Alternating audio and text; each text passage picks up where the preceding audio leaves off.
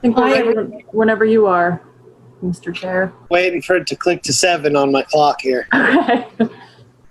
Okay, it is July 28th, 2020, and it is 7 p.m., and I call this meeting to order of the Wellfleet Selectboard. First on the agenda is announcements, open session, and public comments. Public comments must be brief.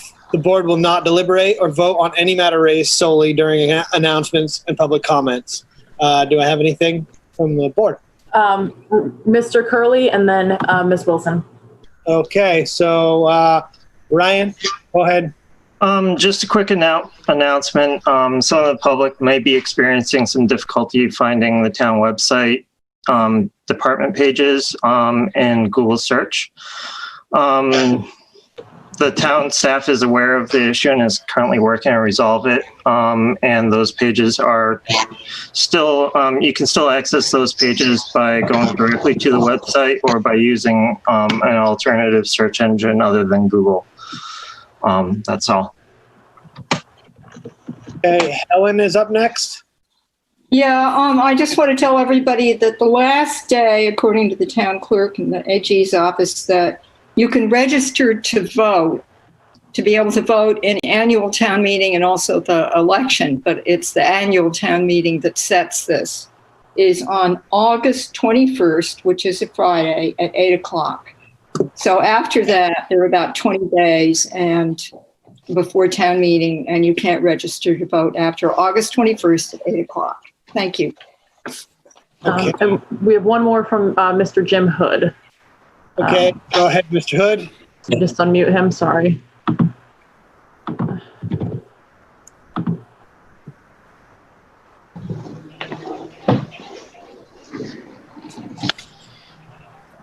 Jim, can you accept my unmute request, please?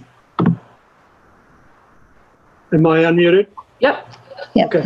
So I'm Jim Hood, representing the Board of Water Commissioners. And I just wanted to clarify a couple of points about warrant Article 10 that I know you've already reviewed. The primary reason for the request is to ensure that the required hydraulic flow from the Gristmill Way wells, our secondary or redundant water source, in the event that there's a problem with the wells at the Boy Scout camp, that we have adequate water supply coming from the Gristmill Way well. But you may be unaware that in June, we did experience a lightning strike in one of the wells at the Boy Scout camp well field, which disabled the pump and the controls. The pump has since been replaced there. But back to the issue of the funding request. The improved hydraulic flow from Gristmill Way is required to meet the Department of Environmental Protection's regulations. Currently, we're only able to draw 40,000 gallons a day from the Gristmill Way wells. And in the month of June of this year, we drew an average of 63,000 gallons a day of water for the whole system. The new water main will ensure adequate supply for the proposed affordable housing project and will provide capacity for an additional 88 service connections, including several commercial connections on Briar Lane and Route 6. The potential for those additional connections will strengthen our application to Massachusetts Mass Works grant program for funding for the project. We will be able to submit our application after August 18th of this year, at which time we'll be requesting for full funding for the water main project, which will support the development not only of affordable housing and economic development, two of the major goals of the Mass Works program. So I just wanted to bring you up to date as to why we're proposing the main come down Route 6 and into town on along Briar Lane, that it does strengthen our application to Mass Works. All set, Mr. Hood? Okay, thank you. Okay, thank you. And I have an announcement. I believe it's the Board of Health, and maybe Hillary would like to announce this. I don't know, but I'm just going to announce it right here. It's going to be holding a pop-up PCR test COVID-19 next Tuesday, for food service workers who may have been around a positive case who are in contact with someone who has been in contact with a positive case. And that'll be next Tuesday. I don't know what the time is for that or where it's going to be held. But I just want people to be aware that that's going to happen. And also that, anyone who has been in contact with a person who has tested positive for COVID-19 and has received a negative test, that they should note that these tests are not 100% accurate, especially in the first 4 days of infection. And people should proceed cautiously if they've been in contact with someone. Okay.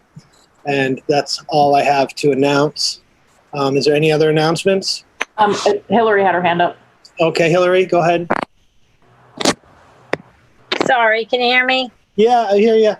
Okay, great. So we are holding a pop-up clinic. It is going to be held in Harwich because we're sharing the clinic with the towns of Harwich, Brewster, and Dennis. And it is specific to food service workers who believe they've been in contact with a positive COVID positive case or a close contact of a positive case. And if folks are interested, we are reaching out to all of our restaurants by phone because I will need to know who would like to participate, and I need that information by Friday.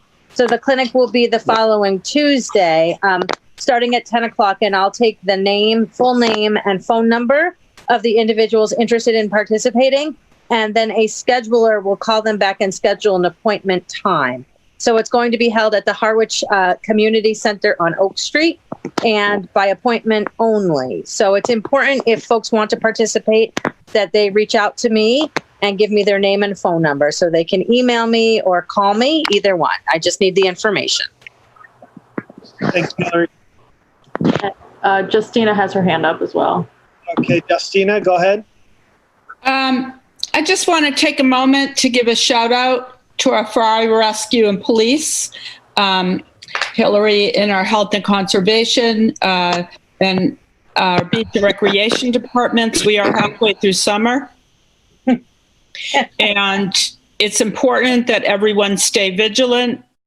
And I'm sure that we have full support of all of our restaurant owners and all businesses in town to comply with anything asked by them from any town official in the aforementioned departments. Thank you in advance to our business establishments for your cooperation. Okay.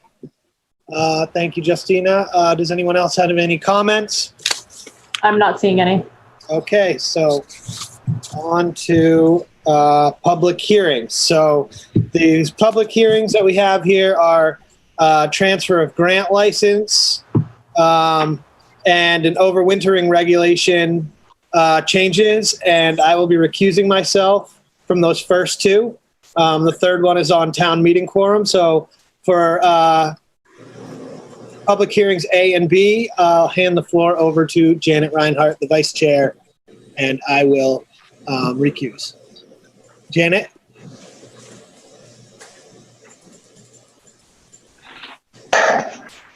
Okay, thank you, Courtney. So the first public hearing is on a shellfish grant transfer, grant number 95-17 and 95-18 from Joe Nordahl and Michael Sizer to John Nordahl, Michael Sizer and William Barrio. Are there any comments or questions? Hearing none, may I have a motion? I move, this is Helen. I move to transfer the shellfish grants numbers 95-19 and 17 and 95-18 from John Nordahl and Michael Sizer to John Nordahl, Michael Sizer, and William Barrio, as recommended by the Shellfish Constable. Second. All in favor, say aye. Say name and aye. No, we just have to, yeah. Helen, I. Janet, I. Justina, I. Ryan, I. And note that Michael DeVasto has abstained. Great, thank you. And then moving on to the shellfish regulation. Excuse me, yes? Madam Chair, I believe Mr. DeVasto recused. Well, I said abstained. Yeah. I think I noted that, didn't I? No, you said abstained. I've got it in the record. Okay, you recused. All right, you're right. Thank you, Helen, for that correction. All right, so moving on to the shellfish regulations changes. Any questions or comments on that? Comment from Helen. Okay. The Shellfish Committee went over this a number of times, worked with a shellfish constable, and the end result is something that took time but was worth taking time. Thank you. Any other questions or comments? Hearing none, I have a motion. Sorry, Justina had her hand up. Okay. Yes, I want to quickly thank Nancy for her incredible thoroughness and cooperation with the Shellfish Department and with the thoroughness of the documentation she always gives us. So this is an easy vote yes for me. Great. Would you like to make the motion, Justina?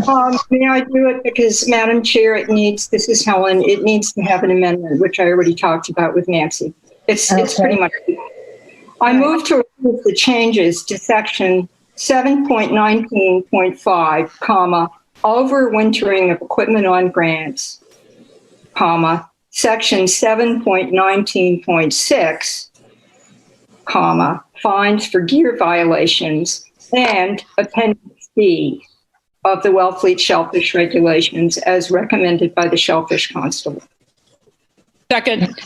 All in favor, say aye. Helen, I. Janet, aye.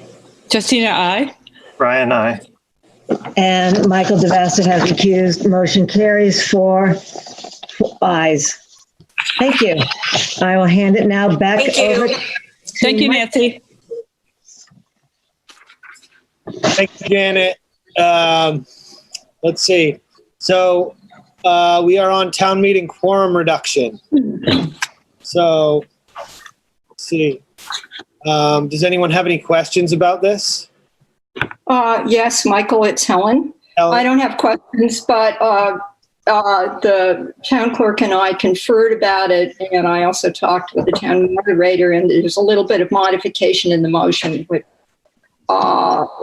takes out the word currently and specifies that people can register up to 20 days before ATM.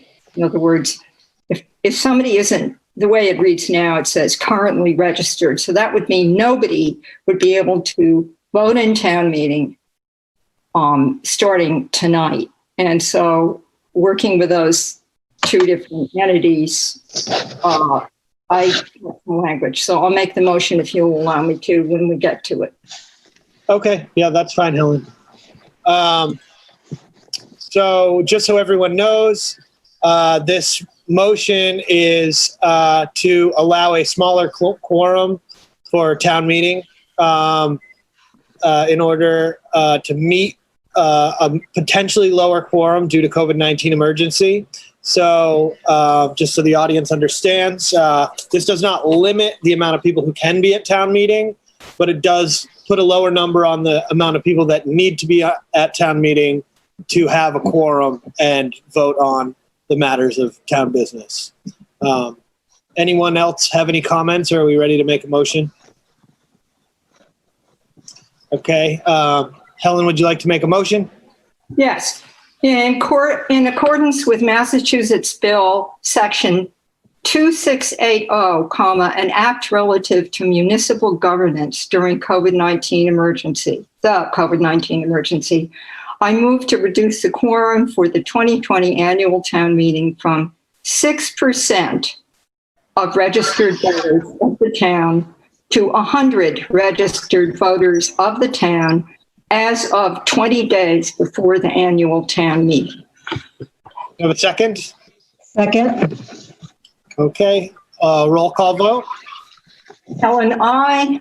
Janet, I. Justina, I. Michael, aye.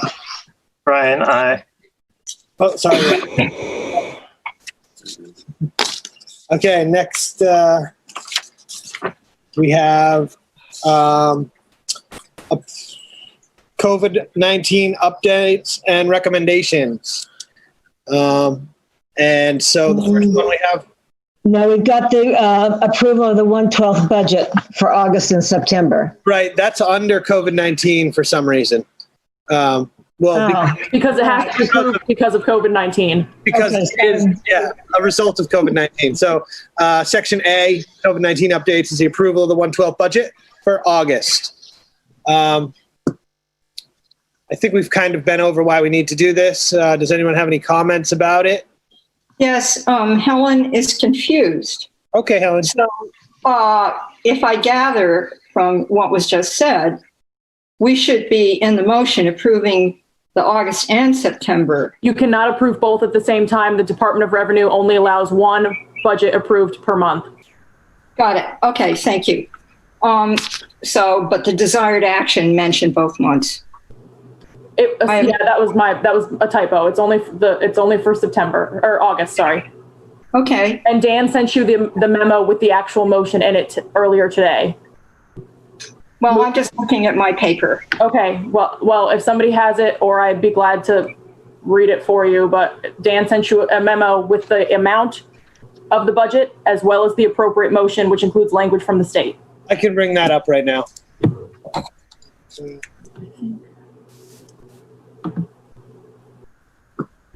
Give me 1 second. You know what? I think I have it, Mike. Let me just. Actually, I don't see a motion in here, this email. Yeah, it's in the PDF. The ATM? No, okay, that's why. There it is. Okay. Okay. I move that the Select Board approve the Town Administrator's FY21 1/12 budget plan for the month of August in the amount of $2,645,687 to be submitted to the Department of Revenue per Section 5 of an act to address challenges faced by municipalities and state authorities resulting from COVID-19, Chapter 53 of the Acts of 2020. Second.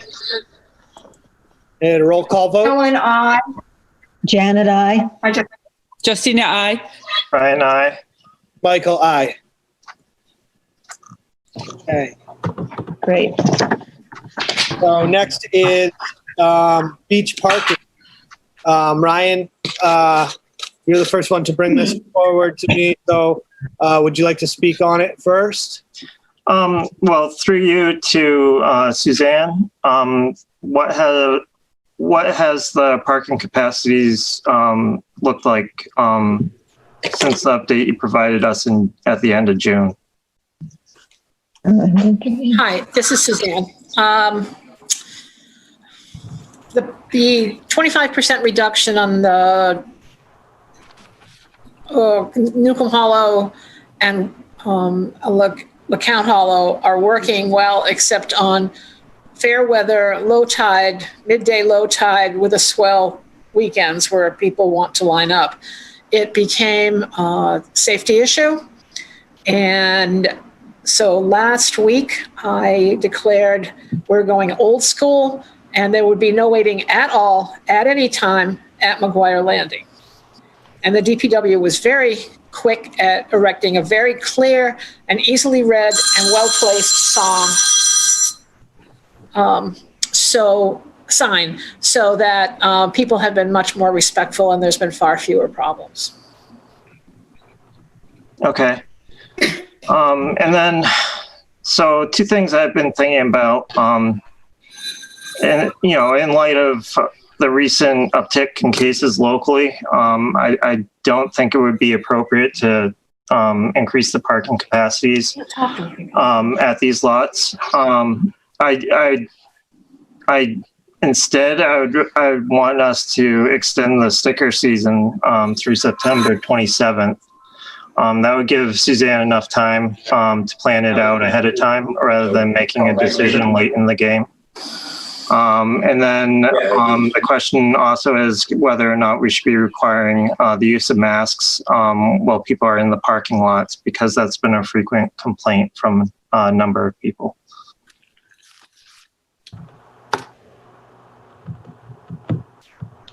I don't know if anyone wants to address those issues. Suzanne, do you have any feelings about that? Hillary has her hand up, and I'm gonna unmute. Okay. Go ahead, Hillary. So I think masks are required as long as folks cannot maintain that 6 foot of distance. So if they can't maintain the 6 foot of distance, then they are required to wear a mask. So it's not optional. Except people don't always have a mask on them. If you require a mask to in the parking lot, it's clearer than saying, well, if you get to the parking lot, maybe you need a mask, maybe you don't, based on a 6 foot separation. Well, okay. I think Justina had her hand up. So do you want to comment, Justina? I think these are thoughtful input from Ryan and very useful. I think that the idea of extending the beach sticker requirement makes a lot of sense to me. And I don't want to create any enforcement burden with the mask. Maybe there's not much we can do about it, but people are nervous, and wearing a mask in public shows support of being careful with COVID. So maybe it's pie in the sky about asking people to wear the mask in the parking lot, but if we could do that, I think that would be good. Okay. Do I have any other board members that would like to speak on this at all? Helen has her hand up. Yes, couple things. Thank you, Ryan, for bringing this up. The ultimate aim is to have less people on the beach, which is why the reduced parking is one of the many ways this can work. But another way is to enforce what in phase 3 the state is requiring, which is the shuttle buses. Everybody has to wear a mask on a shuttle bus. The windows have to be open if it's feasible. And the buses have to be transporting people at 50% capacity. Suzanne, I did check that. It's 50% still. And apparently that hasn't been happening. So even if we reduce parking at the beaches, that doesn't mean that a whole lot of people who've been sitting next to each other with masks, and I have been hearing that this has been happening, will get off and then spread out and, go through the parking lot. And that's a nightmare because there are way more infected people now than there were, let's say, in April, May, and early June. And, more than 10 people congregate simply when they get off the bus together. So Hillary, I don't know, it's a nightmare. Through you, Mike, to Hillary, and thank you and Chief Pauly for the very thoughtful memorandums you sent us, which are useful, brings us up to date. But we have to address this. I found out the one more thing I wanted to say was the shuttle buses, these various private bus companies, are licensed not by the town, but by the state. And what I think we should do is send them, there's a list of them. There's, we know how to contact them, and immediately contact them and say, if you're not complying with the phase 3 restrictions, we are going to contact the state and report you, and not to be nice about it, because this is serious. Thank you. Janet, anything? I just want to add that I agree with everyone, what everyone has said, and support it. It is unfortunate that many people still don't wear masks or don't think about it or think they are socially distanced. And I think right now, tonight, everybody listening should know that all the select board members really support and expect people to be wearing masks more often than not when you're around people. We'll leave it. It doesn't seem to be clear to everyone, but everyone should be wearing masks when they're in public, unless really far apart. I'm sure it won't happen, but yeah, and thank you. I agree with what everybody else has said. So I would just make a few comments, and I went to Newcomb Hollow yesterday. It was around 1:30, so just after low tide. The parking lot was almost full, and I went down on the beach there, and it was fairly packed. I mean, there was room to get 12 feet apart, but there wasn't much more room than that, unless you walked pretty far down the beach. And I would say at low tide, at high tide, I imagine that there's quite some compression that happens that moves people back up towards the dune there. That beach is not very wide. So, people tend to, as the tide comes in, move backwards, not walk another 1,000 feet down the beach to find another spot. So I think that, the parking restriction is sort of a happy medium as far as the percentages. I will say that my experience at the other beaches, in looking at them, that there's probably a little bit more room on the beach at LeCount Hollow generally. But then again, when we have a big high tide, it compresses. So going back and forth just doesn't seem to make sense. A standardized policy where staff is relieved from having to make decisions based on the day and the tide and the weather and the, it makes sense to leave it the way it is as far as I see. It seems to be working pretty well. I haven't had complaints about the beach being crowded, and that's the most important part, other than Cahoon Hollow, which is a different matter. As far as the masking goes, I'm perfectly comfortable with the governor's mandate for masking. Maybe we need to do a little bit more to make sure people are aware that that's required. But in the state of Massachusetts, you're required to wear a mask, as Hillary said, when you can't maintain social distance or are indoors or in a business establishment. I think that's the case. Hillary, correct me if I'm wrong. Yeah, so you don't have to wear them outside if you can maintain 6 feet apart from anybody and everyone. The other thing I want to touch on is the importance of wearing masks, even when you're gathering with friends and family. We know that folks are gathering. You can call it a party, you can call it a barbecue, you can call it a get together, whatever you want to call it. It is of the utmost importance that even when gathering with friends and family, I'm going to say it again, that you wear your mask, because folks are asymptomatic and you can still transmit this virus when you're asymptomatic. So while you may think that all of these people that you're congregating with are safe, there's a good chance that some of them are not. So I think it's really, really important that we wear our masks, we practice social distancing, and we wash our hands with hot soapy water as often as we can. Thank you, Hillary. I think that's a really important point. Is there any action that needs to be taken, or can we? I don't think we need to take any action at this moment.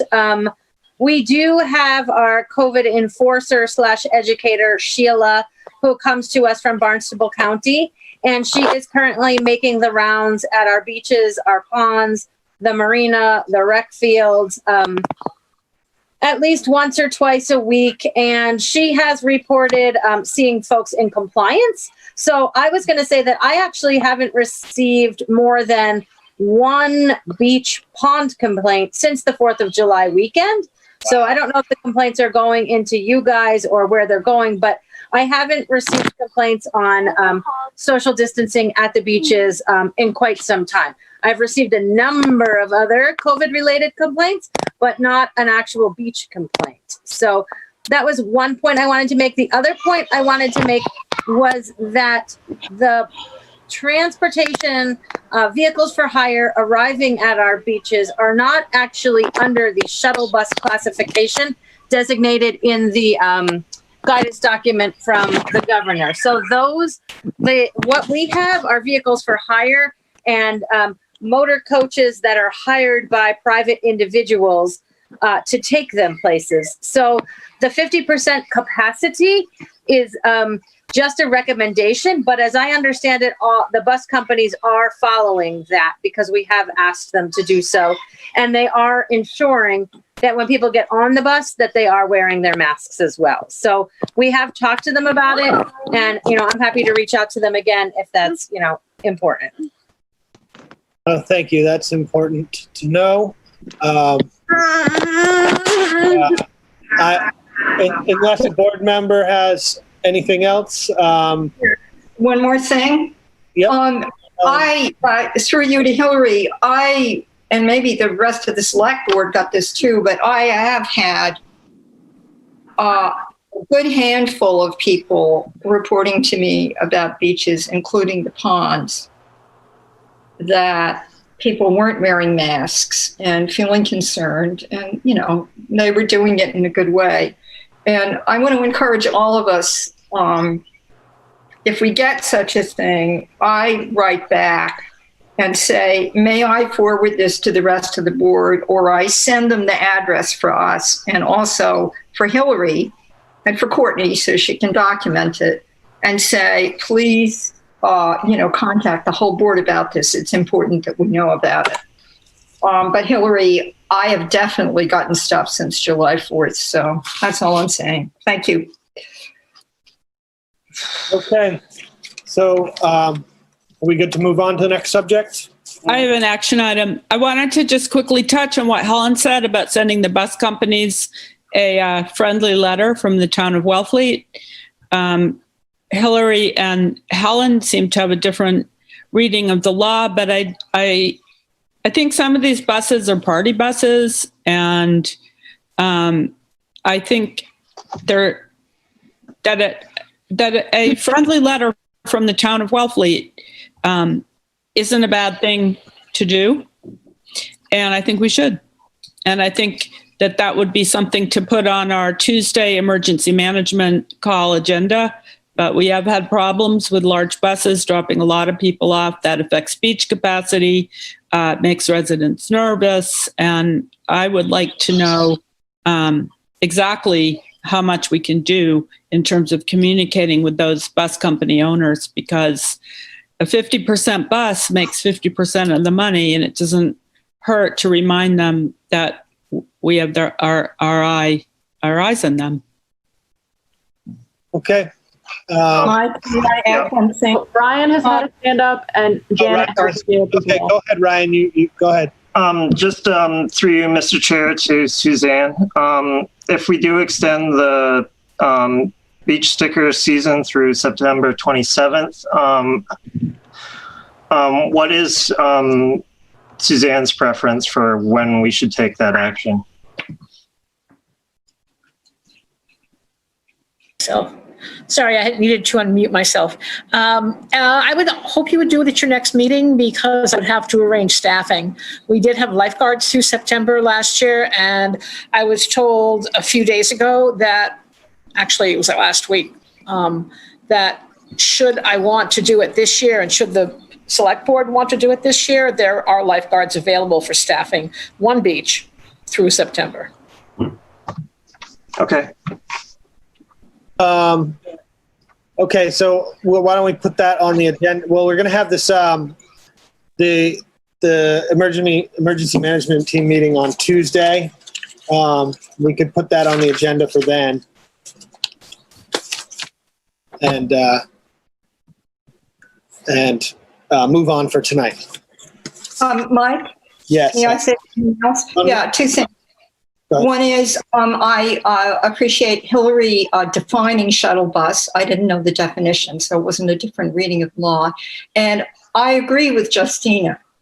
Hearing from us However, generally, even if we don't have teeth, because these aren't shuttle buses, can somebody who is in charge, who can draft this letter to the bus companies before our EMT meeting this coming Tuesday at 10 o'clock? In other words, we could approve it then. Is there somebody on staff who could do that? Courtney? I'll work with Hillary. Thank you. Yep. Because I think that's a good idea. Thank you, Courtney. Yep. Okay. I know you have a lot on your plate and you're doing a great job. Thank you. Mr. Chair, I neglected to realize that you also need to approve the enterprise fund budgets for the August. So I'm going to share that motion on the screen if you don't mind. Just Sure, yeah. share that. Okay, so I move that the Select Board approve the town manager's FY21-112 enterprise fund budget plans for the month of August in the amount of $61,500 for the Marina Enterprise Fund and $28,600 for the Water Enterprise Fund, to be submitted to the Department of Revenue per Section 5 of an act to address challenges faced by municipalities and state authorities resulting from COVID-19, Chapter 53 of the Acts of 2020. Second. Roll call vote. Helen, Janet, I. Justina, I. Ryan, I. Michael, aye. Okay, thank you. Thanks, Courtney. So now on to use of town property. McGuire Landing parking lot on various dates. We have Heather Doyle who submitted the application. Heather, do you want to explain quickly what you want to do? Off mute. So I wrote a pretty robust report. I hope that helps color any questions that may come up. Not everybody knows me or us or my team. So it's precisely what's there, and I'll describe it in the same way we've been doing farmers markets, which also have very strict policy, you can imagine, and a lot of auditing going on. So we talk to people in a really casual fashion. We let them know about what we do, that we exist, that we look at things like drones. We're just friendly people and volunteers who have money and time, and we're trying to help make these proof of concepts a little more consumable for towns who have 1,000,001 things to worry about, and we worry about one thing. We don't really raise a lot of money at the farmers market. We usually raise people that join up on our pages and ultimately may donate or buy things from us or for us. It's really an information. Our information nights last year were very much around what are all these safety products, much like the surveillance question, the idea around, my kid came back from school and everybody has a shark band. I'm a painter all day. I don't know what this is. I don't know if it's a good idea. We don't sell anything, but we can just help answer questions in a really casual format. And these days there's probably a list of 15 to 20 different personal products that people can learn about. So maybe I should just stop and answer questions. Sure, that sounds good. Thanks. I'll defer to the board if they have any questions for Heather. Janet and Ryan have their hands up. Janet? Go ahead, Ryan, because my hand up was with the last one and I got missed, but Sorry, Janet. that's okay. I was just going to support the letter, so that's fine. All right. Mr. Chair, through you to Suzanne. I noticed that your recommendation is to limit it to information and not fundraising, soliciting donations for their organization. And I just am wondering the thought process behind that, just so I understand it. Well, use of town property to raise funds, in my mind, generates a fee. So after I wrote that and subsequently talked to Jeannie Mack about the application, she put in a fee if there were fundraising involved. So this is a question of the fact that I've been homesick for a week and haven't had a chance to really update what's going on, even though I'm only in the next town. So it's been take the Jeannie Mack sentence, not the Suzanne sentence. Okay, so to allow fundraising if the increase in fee is applied? Mm-hmm. Okay. I was hoping it would be mostly educational, which I'm still assuming and hoping it will be. Yeah. And Heather, what is your preference? Yeah. So I'll be very honest, right? This is an exercise, especially the farmers markets that would be here, of speed dating. People are in motion. It's social distancing. It's in case you didn't know, and you might want to think about things that we care about. Here's how you get in touch with us. It's not a trade show. It's really speed dating, and I hope that that's a connection that makes sense to you. So if it's not fundraising, that's fine, and nobody's really sitting writing checks. To be honest, we really push people to the website anyway. I don't like to have cash flying around and checks running around. It's really online. It's better, cleaner, safer, quicker, faster. So that's what it might look like, but it's really around what are these products? What are the things you can do? How might a drone project work? Suzanne and I have been noodling that for since the winter time. What are the things that are done elsewhere? Just a single source, because you know better than I do, and maybe I know as much as you by now. It's a massive, massive question and issue, right? What is done elsewhere? And we have those connections, personal connections, and we get really good feedback. So it just helps move from the unknown to the known for people that are interested. And it's not everybody. Okay, so there's a difference between the fees. Without fundraising, it's $50. With fundraising, it would be $500. Well, no, Ryan, sorry, the $50 is the processing fee, which you pay to have your application processed. The actual fee would be $110. Okay. Yeah. Yeah, so our 50 was paid, and that's over the barrel. So it's just kind of how do we move forward? Look, and we're happy for the opportunity. This is our home base, as you know. We'd love to be doing it here. I mean, personally, you guys are a nonprofit organization that I think is a benefit to the town to be looking into these sort of issues. We definitely have shark issues, and I mean, I would prefer to waive the fee and have it be informational, and under those circumstances, I imagine you can still direct people to your website. So that's part of the informational thing. So I would move to waive the fee on this and to allow the use. But Helen, go ahead. Yes. So I think we should be very careful to stay clear. Yes, this is a good thing. It's beneficial. And one of the most important parts of it is that Ms. Doyle has applied properly for the use of town property. And she also said, hey, we're not going to set up next to the place where people go on and off the beach. But our fee regulations are nice and clear.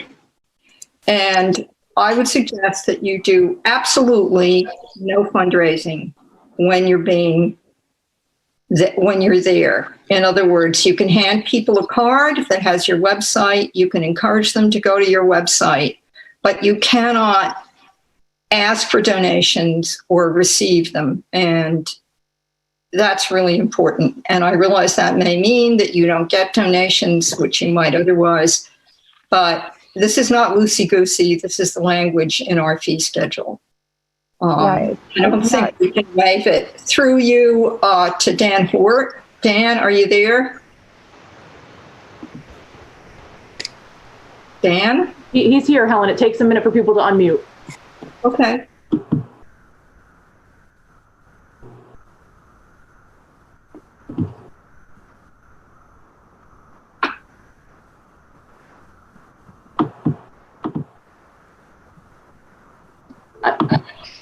I'm not sure, Helen. Do you want to just continue? Okay. I was just checking my memory of it being, nice, clear, absolute. If you're not fundraising, you're not receiving money, no fee, right? If you are, $500. So let's leave it at that. And thank you very much for wanting to share this information. Can I have a motion? I have, I have people hand. I'm sorry. I just saw the hands up here. Justina, did you have your hand up? I do. Thank you for your application. I do have a couple of questions. How many parking spaces does a 10 by 10 tent going to take? 20 feet. I don't know what's a parking space. I'm sorry, I don't know that. Maybe. That's okay. So it's a 10 by 10? Yep. 10. And how many people do you plan to have staff it? I committed in the document to 3. I'm sorry. And what are you going to do if it's... My fear is that if you have a lot of people in a crowded area trying to get into your tent and then other people trying to park and then people not wearing masks who are not socially distancing, how are your 3 people going to handle that kind of situation? Yeah, so I think the location's really important in terms of where we set up, in terms of where it might create a backup. But I can't be more honest. It is speed dating. We're not giving away candy. It's not, it's really, people are not really hanging out. I think even here, people may already know us. They may say hello, get an update on this or that. In the event that we see that happening, I think it's our responsibility to say, hey, we're going to be here for 2 more hours. Come back later. Or, hey, check out our website. Here's our phone numbers. We're all here. Our board members are easy to reach. This is a nonprofit, and we do treat it like a business, but it's very, very personal. I have a full-time job. This is what I do in my... But this is my concern. Your frame of reference is the farmers markets. You're going to be at the beach with a big fat sign on sharks with a bunch of people with bathing suits, so it's going to be higher interest than next to the vegetable stand. Yeah. So I'm so glad. Our sign does not have a shark. The shark topic is top of mind at the beach. Yep. The town provides a shark sign. I'm sorry if I misspoke. So I'm concerned if 3 people get in to a situation they have to handle, because the beach parking lot is really busy, and I think that there's going to be more interest than at the farmers market, just using common sense. Maybe you disagree. No, it's hard to say. It's a bit of an unknown, right? I have gone up to see what's happening with the Conservancy, and they've got a really compelling setup. And I don't see a lot of people crowding there. And that's right at the top of the beach. So that's another point of reference for me. Like, what might it be like, right? So I kind of know what I was biting off, what I could chew. Yeah. And certainly, those folks have a draw that's, nationwide, right? So if that's the point of reference, and we're still sort of bugging people on their time off. So they may or may not stop. And you're right. If we go the first couple hours on day 1 and it's a disaster, you can be sure that I will own it and we'll come back and make a change. I don't want a disaster, and I don't want a bad reputation. I'm just trying to get a picture of the event. Yeah. I don't think it sounds like a disaster, and it's very reassuring that you've gone and done your homework, and thank you for the answers. Yeah. Thanks, Susan. Janet? So, and I've said this to Heather, I go back to our use of town property, and that we're right at the height of summer, the middle of summer, and it does worry me that we're allowing anybody doing something at the beach, like even handing out information. We have a wedding coming up, and we've already denied other people who back in May or so asked for weddings. So, I admire what Heather's done. I've donated for open meeting. I've donated to her organization. She was responsible in the majority of getting the bench for Arthur Medici there and paying for most of it or some of it. I don't really remember. She's been really good. But my hesitation is just, we're starting to allow use of town property, and where does it end? So that's my only consideration. Yep, that's it. So I'll just respond to that, basically, that this has gone through all the departments and been okayed with them with a COVID-19 in mind. So I feel like, we have a lot of things. There's retail stores open. There's food trucks open, not in Wellfleet, but around the Cape. And people are generally good about keeping their distance from people. I just don't see this being an issue on an informational booth. I don't know how much time any of you guys spend in informational booths or waiting in line or really trying to get in there. But I don't see a problem in this. I'd imagine that this would go where the food vendor location would be and not in a parking spot. Maybe Dan has some info on that, but there's no food truck there this year. So that's kind of where I imagined it being, off to the side there a little bit. But I don't see a problem with this. And I see Suzanne has her hand up. Do you want to respond to that, Suzanne? A couple of things. When the Atlantic Ocean, before the Atlantic White Shark Conservancy started their pop-ups, they had a representative come and meet with a couple of head lifeguards who are familiar with the beach and the traffic flow and decide on the best spot that would create the least congestion and would still be visible and people could access it and still social distance. So pending approval of this tonight, that's what I would like to recommend happen.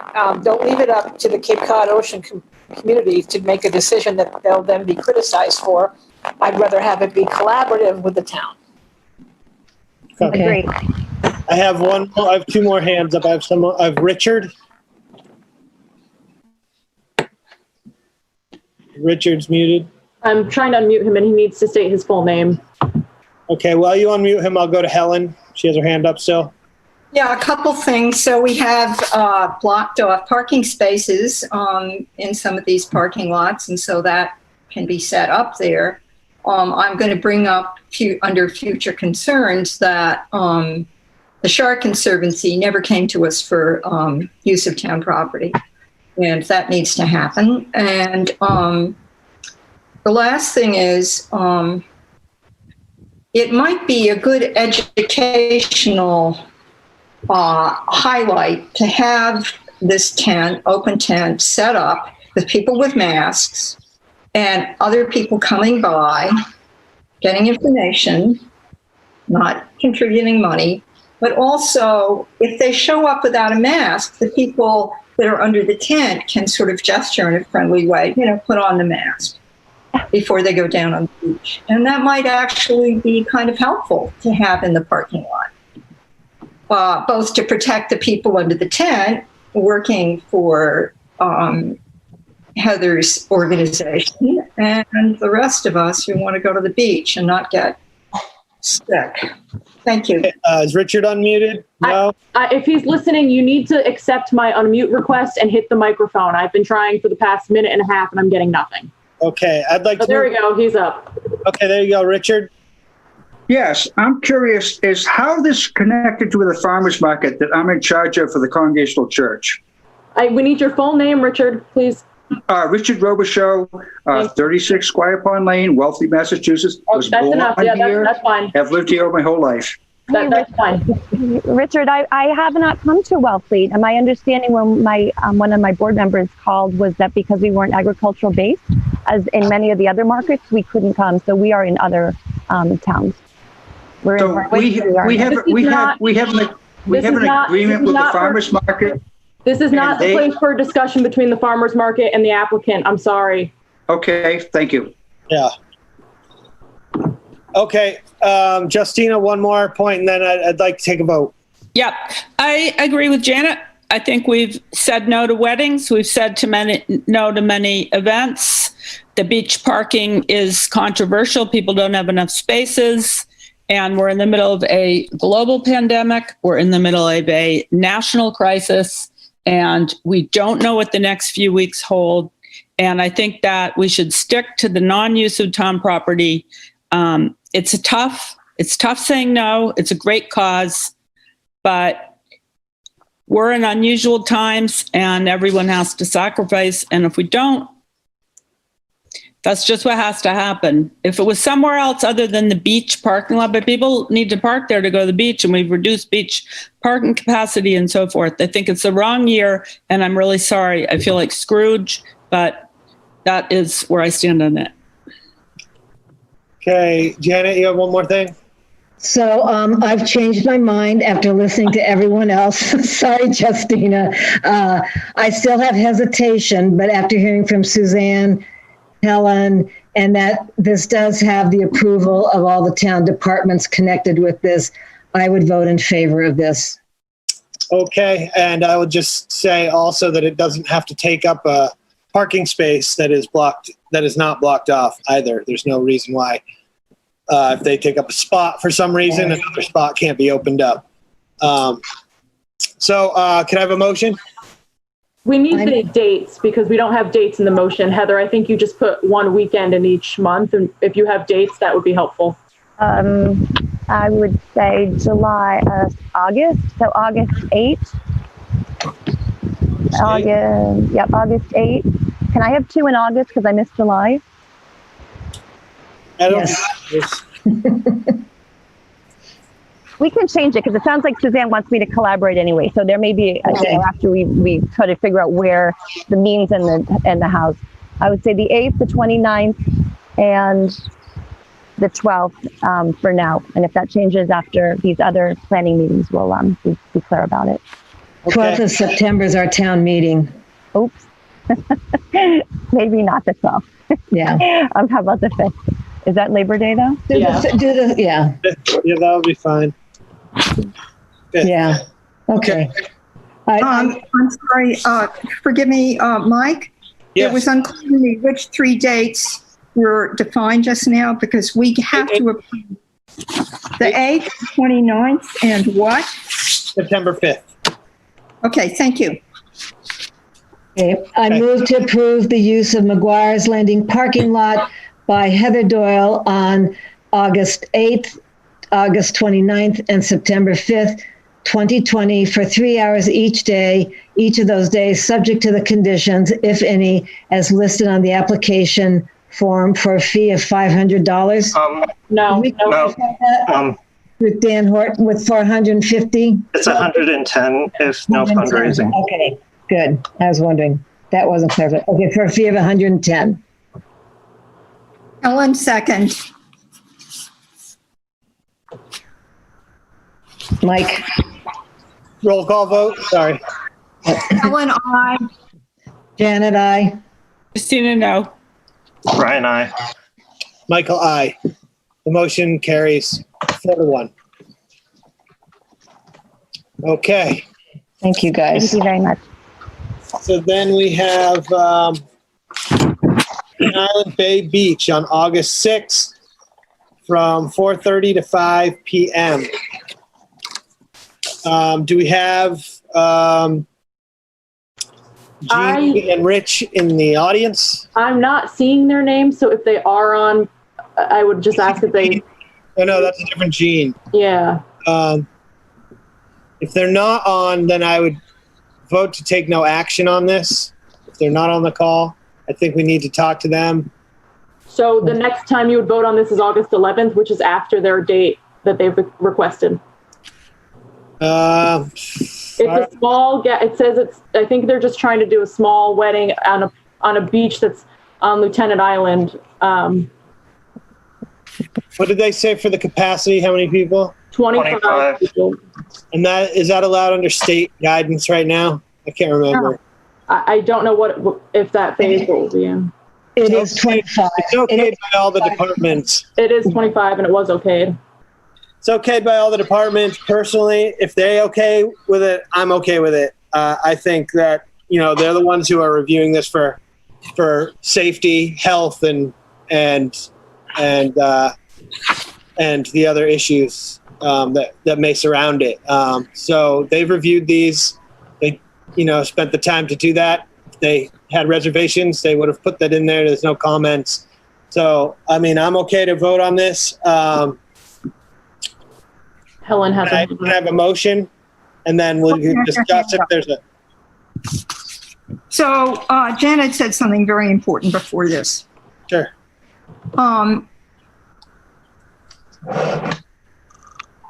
For stationary groups on beaches, that is to say people on a blanket or people in a group, it's limited to 10 people. And if these applicants had applied, and why they're not here, I don't know. I don't want to set a precedent for this, although we're doing it case by case. I didn't vote for that, but here we are.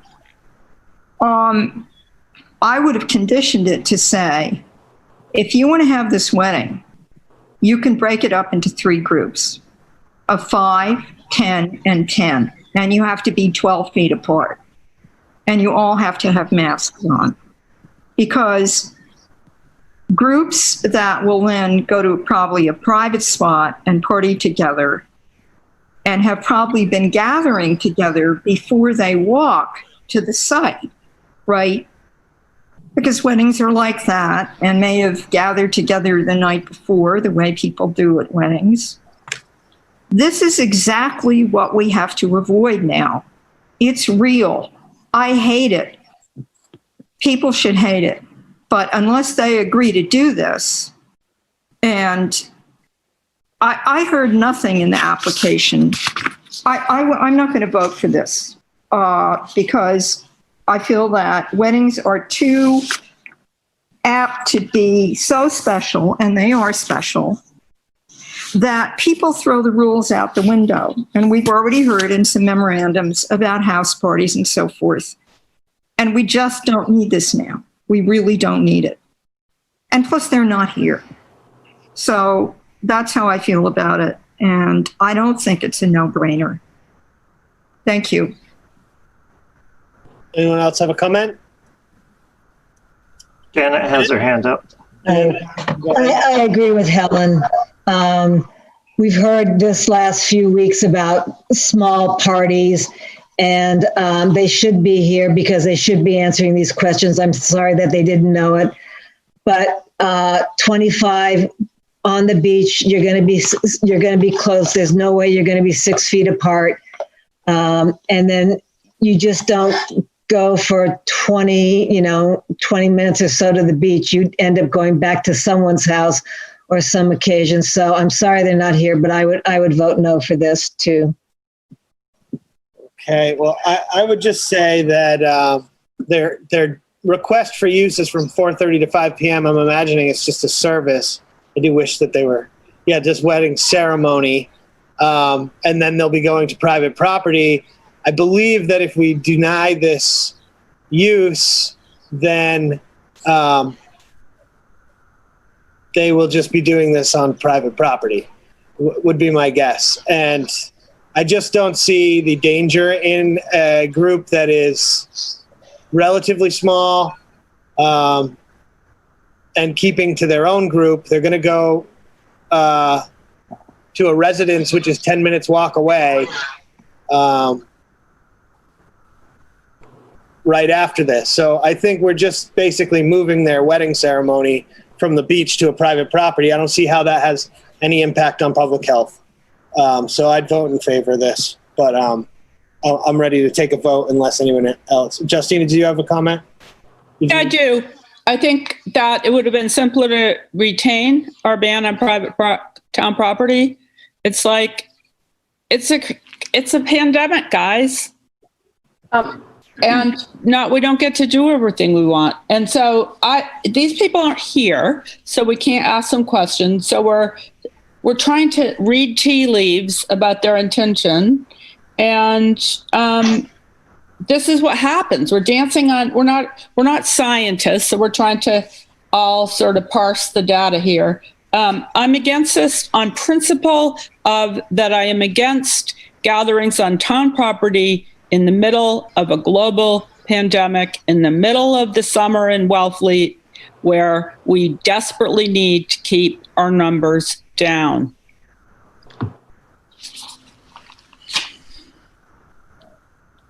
Okay. I actually, this is beside the point, but I actually don't believe this is town property.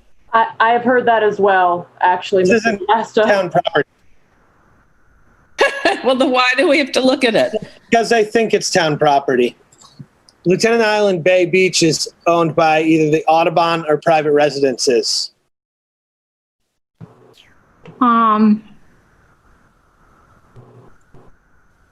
So let's maybe postpone it, and I'll look it up on the surveyor's map.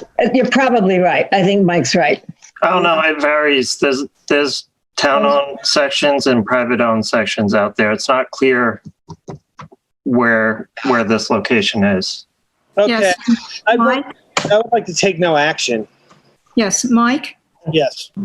I agree with what Janet and Justina have said, and I want to confirm what Ryan just said. It varies who owns what there. Not everybody owns all the way out. You know, we found that all out, you know, during the Hill Delta purchase. But I disagree with you. I think even 10 people getting together, and I'm going to say it again, they aren't all people that have been living together in one place. Weddings tend to attract people from all across the country. And then they congregate before we can manage during and after. And they drink and have fun. Nothing wrong with that. But this is what makes people get sick.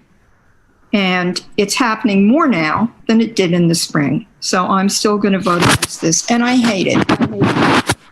Thank you. I would say that given that we don't know the location on Lieutenant, We do. We've got an address. we do have an address. No, that's their mailing address. No, it's 203 14th Street. I mean, it's, That's in Hoboken. oh, geez. Yep. So, okay. All right, so that's, I just want to remind you that their request is for August 6th. So if you postpone this or take no action, we will just tell them that it was not approved because yeah. it'll I be think too that's where late. we're at. Yeah, I would And I prefer. did put in a memo that a significant amount of you did vote to take these on case by case. I put in a memo, the date that you voted to ban all use of town property and the date that you voted to reinstate accepting them on a case by case basis. So there is also that. Yeah. That's fine. It's just, I don't feel comfortable voting. I would vote yes on it, if I knew it was town property. Well, I don't know where it is on this beach. Mike, Yeah. you can craft the motion to say, we move not to approve the use of town property if indeed the location specified in the application is on town property. If it is, we vote to deny the use of town property. You know, you can tailor it. I would rather vote, okay. I'll make a motion. I just did. I was I don't think unclear. so. Can I make another motion? Yeah. Okay, I move to approve the use of Lieutenant Island Bay Beach by Jeannie Chavis and Rich Mellon on August 6, 2020 from 4:30 to 5 p.m. so long as it's on town property, subject to the conditions, if any, as listed on the application form for a fee of $110. So the motion, in other words, is in the positive, so you can vote no for it. Do I have a second? Nope. I'll second. Second? Helen, nay. Okay. Janet, nay. Justina, nay. I'm gonna abstain. I don't know where they're, Michael, aye. So the motion fails 3-1, 1-3-0. With Ryan abstained. Yeah. Okay. Okay. Okay, next is business. We have to finalize the 2020 annual town meeting warrant. So, in this case, what I would like to do is to start with the DPW. Is Mark there? Or Jay? Mark is on, Mark on? and so is Jay. Okay, can you hear me? Yeah, hi, Mark. Hey. Okay, yeah, I'm sorry about that. No, that's all right. So I'd just like you to, basically, we have another town meeting scheduled probably tentatively for when town meeting's supposed to be. That's going to be 7 months after this one. Given the uncertainty, I'm wondering if there's anything in here that you feel can be put off or needs to be done right at this town meeting, and why. So basically, you can have the floor there. So the way I expressed it to the town administrator is that my feeling is that the majority of these things could probably put back, with the understanding that if at least some of them did, that the operating budget would be increased for repairs. I don't know if you want me to go through these individually very quickly and make sort of my own recommendation. Yeah, that would be fine for me. I don't know how. Okay. But I think that might be the quickest way to do it. Okay, I can start doing that. Article 2H, that would be the replacement of the 2004 backhoe. We've already voted on 2H. I think we're going to revisit all of these. Okay. No, Mark is here to explain it. Whatever you prefer. We're on 2I. We voted on 2H. Okay. We did. 2I, then, that would be the building equipment storage shed at the transfer station. Many of you may be aware that we've sort of over time made a lot of improvements up there. Many of those improvements were done through grants, but what's been lagging is this one here that's finally come to the forefront, and that is to have a storage building to house all of the equipment that we have up there in terms of the backhoe, front end loader, roll-off trucks, which hauls recycling. And the reason that that's needed is because the heavy equipment that's kept up there right now is kept out in the elements with a high northern exposure up there. And most recently, during our last trade-in of a front end loader, we actually had to trade the newer loader that was kept at the transfer station just because of a lot of exposure and rust and that type of thing. So it's because of those reasons that we're looking to house the equipment over there, which has never been done. We're also trying to have a heated garage so that when this equipment is needed during a snow and ice event, that it's ready to go and my guys don't have to go up there and start warming things up in the dead of a storm to try to get it ready to go out and do its job when it's cold and freezing. So that, along with housing some hazardous waste materials, like we collect paint on Gaylord boxes that need to be housed temporarily before they're shipped off, and we like to have those kept under an enclosure. That, along with some of our other recyclable material. So it's with some of those basic ideas is why we're requesting that. And, right now we store a lot of our stuff in rusted, rotted out dumpsters, and which are going by the wayside right now, ready for their turn to be recycled. So that's where this request stands. So long-term effects of not having this building could be evident, when it comes time to trade in these vehicles. So critical right now, but I would at least suggest that if it doesn't go forward now, that we take another hard look at it in the springtime if we're still on schedule for that town meeting.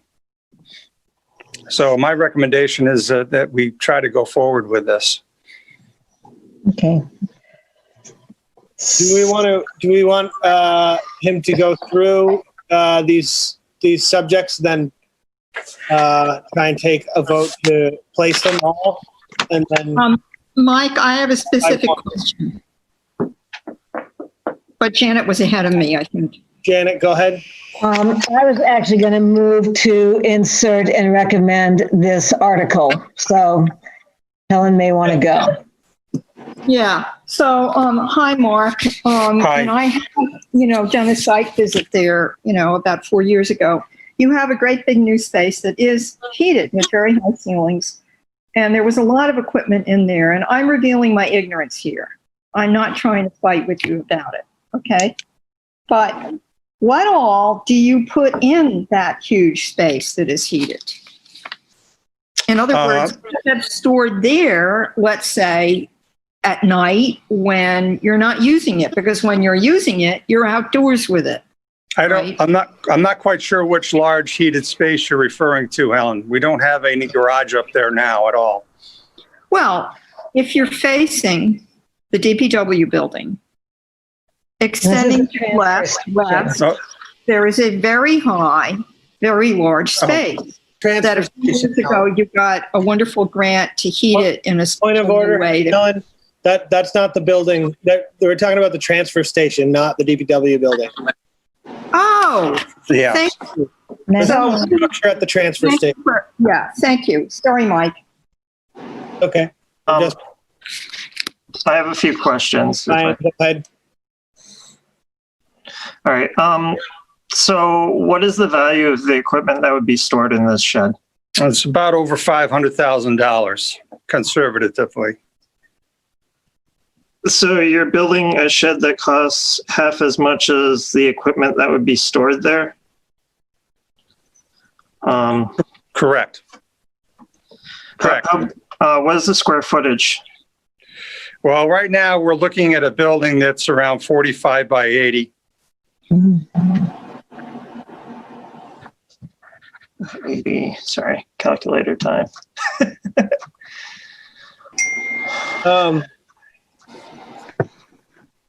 So I just basically, without getting into the nitty gritty about it, we just have to decide whether we're going to place it on the warrant. So I would be fine with placing it, but I would like to put off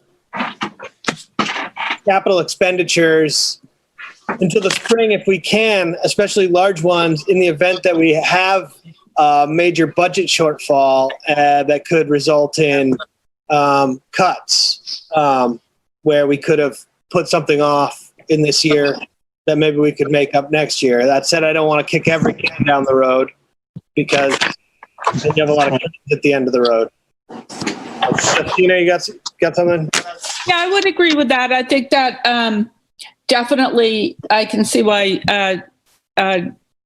it's a good idea to make it just wait 7 months. It is a capital expenditure, and this has been a unique year in terms of going through the budget process. And here we are at deadline, and we're dealing with the COVID budget, and we're waiting for Maria. So I think this a major capital expense has the prudent thing is to do is wait 7 months till the spring. Yeah, I have no problem with that. I mean, I just quick explanation.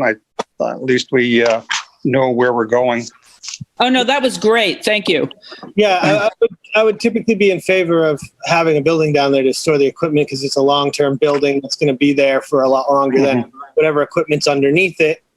But that said, I do think under this circumstance where we're running on a 12-12 budget and we don't really know what our revenue is going to be, it would make sense to put it off, because we have a Springtown meeting right around the corner from September when this would actually get voted on. So I would move to actually not place this on the warrant, on this warrant. Helen, second. And okay. You want to vote? Roll call vote. Helen, nay, knowing that we're going to bump it to spring. Wait, so is the motion not to put it on the town warrant, or to put it on the town Do warrant? not put it on the town warrant. Do not place this on the town warrant. So Helen's voting for it to go on the town. No, Helen is voting nay. Oh, you're right. Thank you. Yes, wake up, Helen. Helen, I apologize, Mike. Okay. Thank you. I should probably make a proper motion, though, to be honest with you, because I just moved at this. Yeah, it's good light switch. If you could just add the article number and title, move to not place Article 2I, build equipment storage shed at transfer station into the warrant, that'd be fine. Okay, I move to not place Article 2I on the warrant. Second. Run. Helen, I. I'm still not sure. So I would abstain or say no. Justina, aye. Brian, aye. Vote. Michael, aye. Okay. I need Janet's official vote. I can't have, No, I said no. okay. Yeah. So I have Michael, before we move on, I have a question. Yeah, sorry, Janet. Sometimes I don't see the hand up. No, it wasn't really up. You'll hear if I really need to talk. Okay. So everyone knows that this is a very special, complicated year, and next year is going to be a special, complicated year also. And maybe Mr. Hort can address this. When we vote on these capital expenses and other budget items, and we vote yes to place it and even yes to recommend it. And, town meeting's only, a month and a half away. Is there any kind of stipulation we can put in to say it could be withdrawn under financial circumstances? Is there any caveat we can add to these motions that would let us insert them, get them on the budgets article, but then if we don't have the money and if things get worse, we can just withdraw them? So what you have, if I can speak to that, you have two options here. You can, if you put it in the warrant and it gets approved, you can then, if you find out at the end of September that we're in worse financial shape than we thought we were going to be, you can give instruction to the town administrator and the DPW director, put this on hold. We don't want to spend this money this year. If you at town meeting wanted to make that decision, you could always move to indefinitely postpone this article. Okay. So that's what I want to do. So the one thing is I just don't want to have too many articles on the town meeting to keep this town meeting short.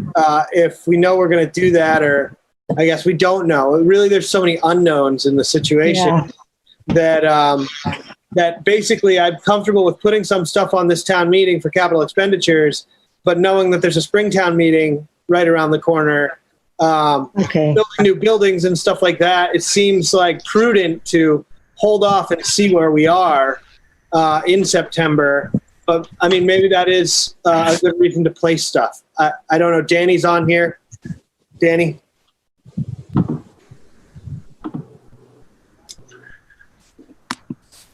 Am I unmuted now? You're unmuted, Dan.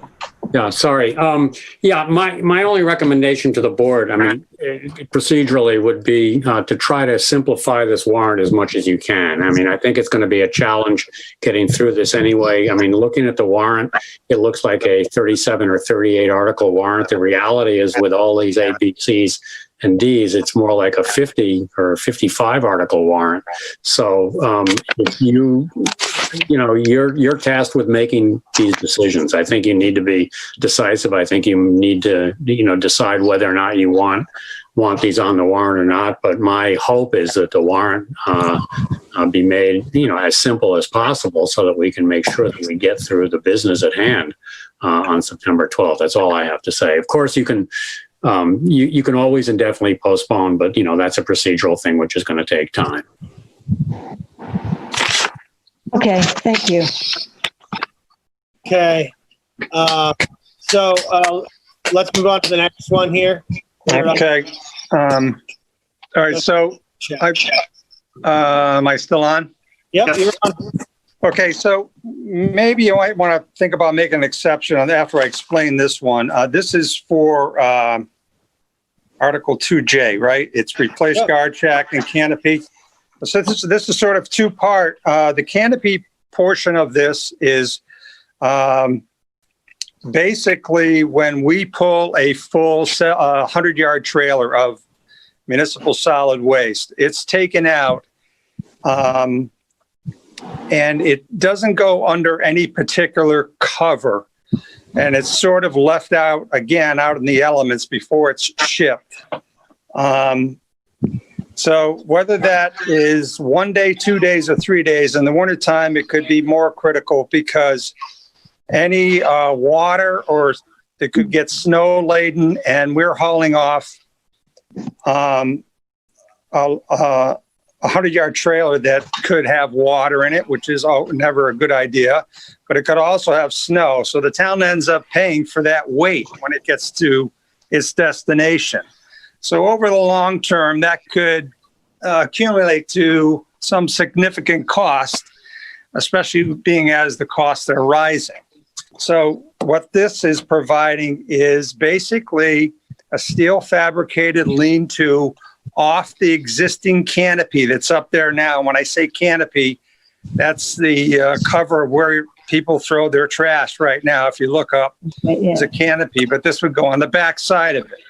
So that's one part of this request. The other part is this request got grouped together, is to have replace the guard shack, and that would provide a guard shack where the new demolition area is, so that staff would be in a more central location so that they can see the recycling area, the demolition area, the metal drop-off area, to see all the activity that's going on.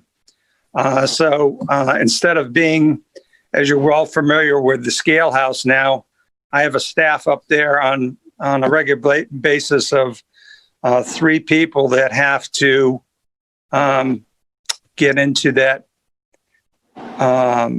scale house on any particular day, especially in the wintertime, to take cover. So what this would also do was also provide more social working distance for the employees up there instead of crowding into 1 or 2 buildings. So that in itself is more critical right now than the initial part of this that I stated, but they're both important, but none so more as to have more distance for the employees to work out of.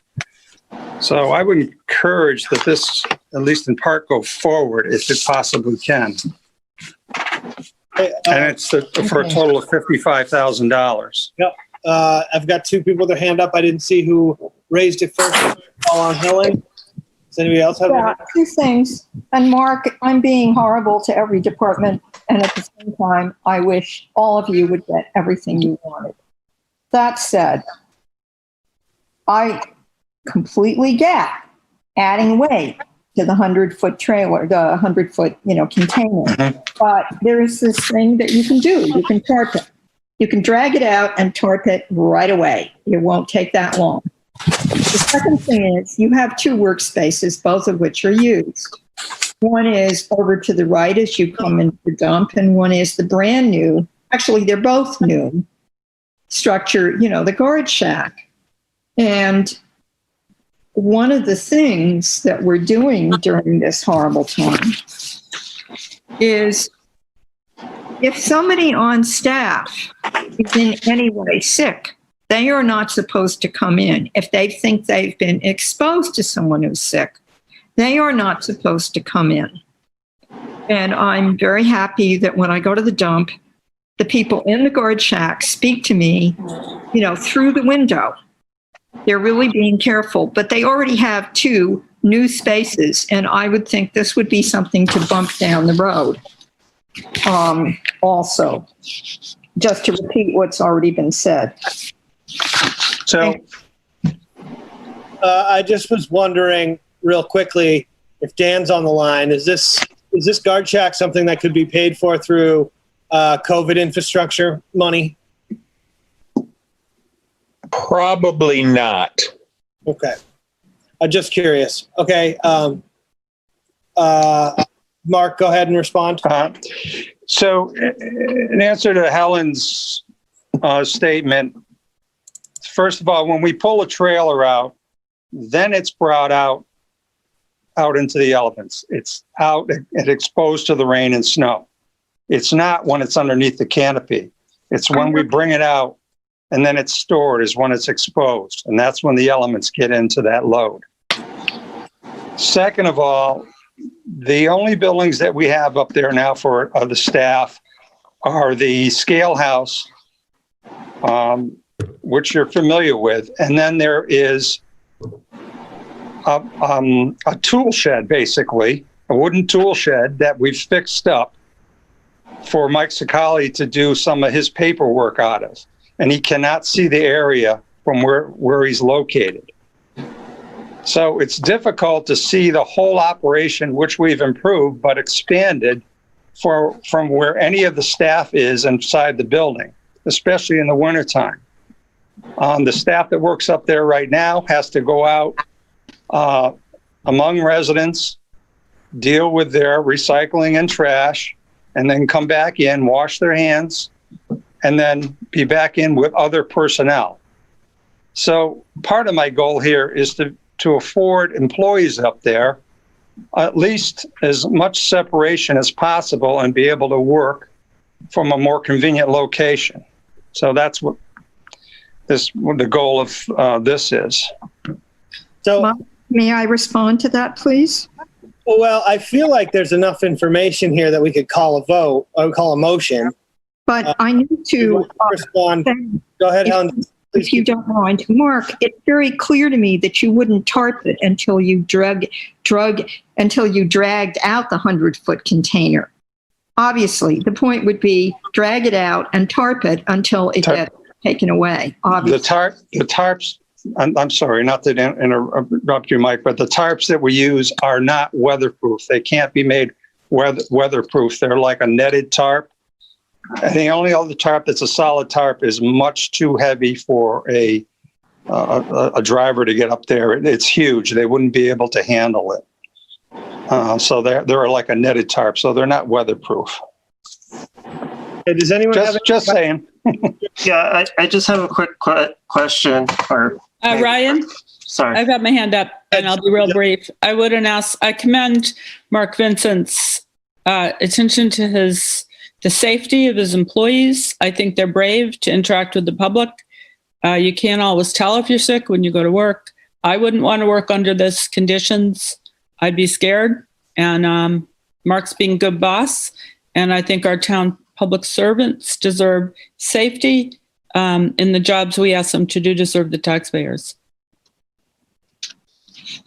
Ryan, go ahead. Yes. Through you, Mr. Chair, to Mark.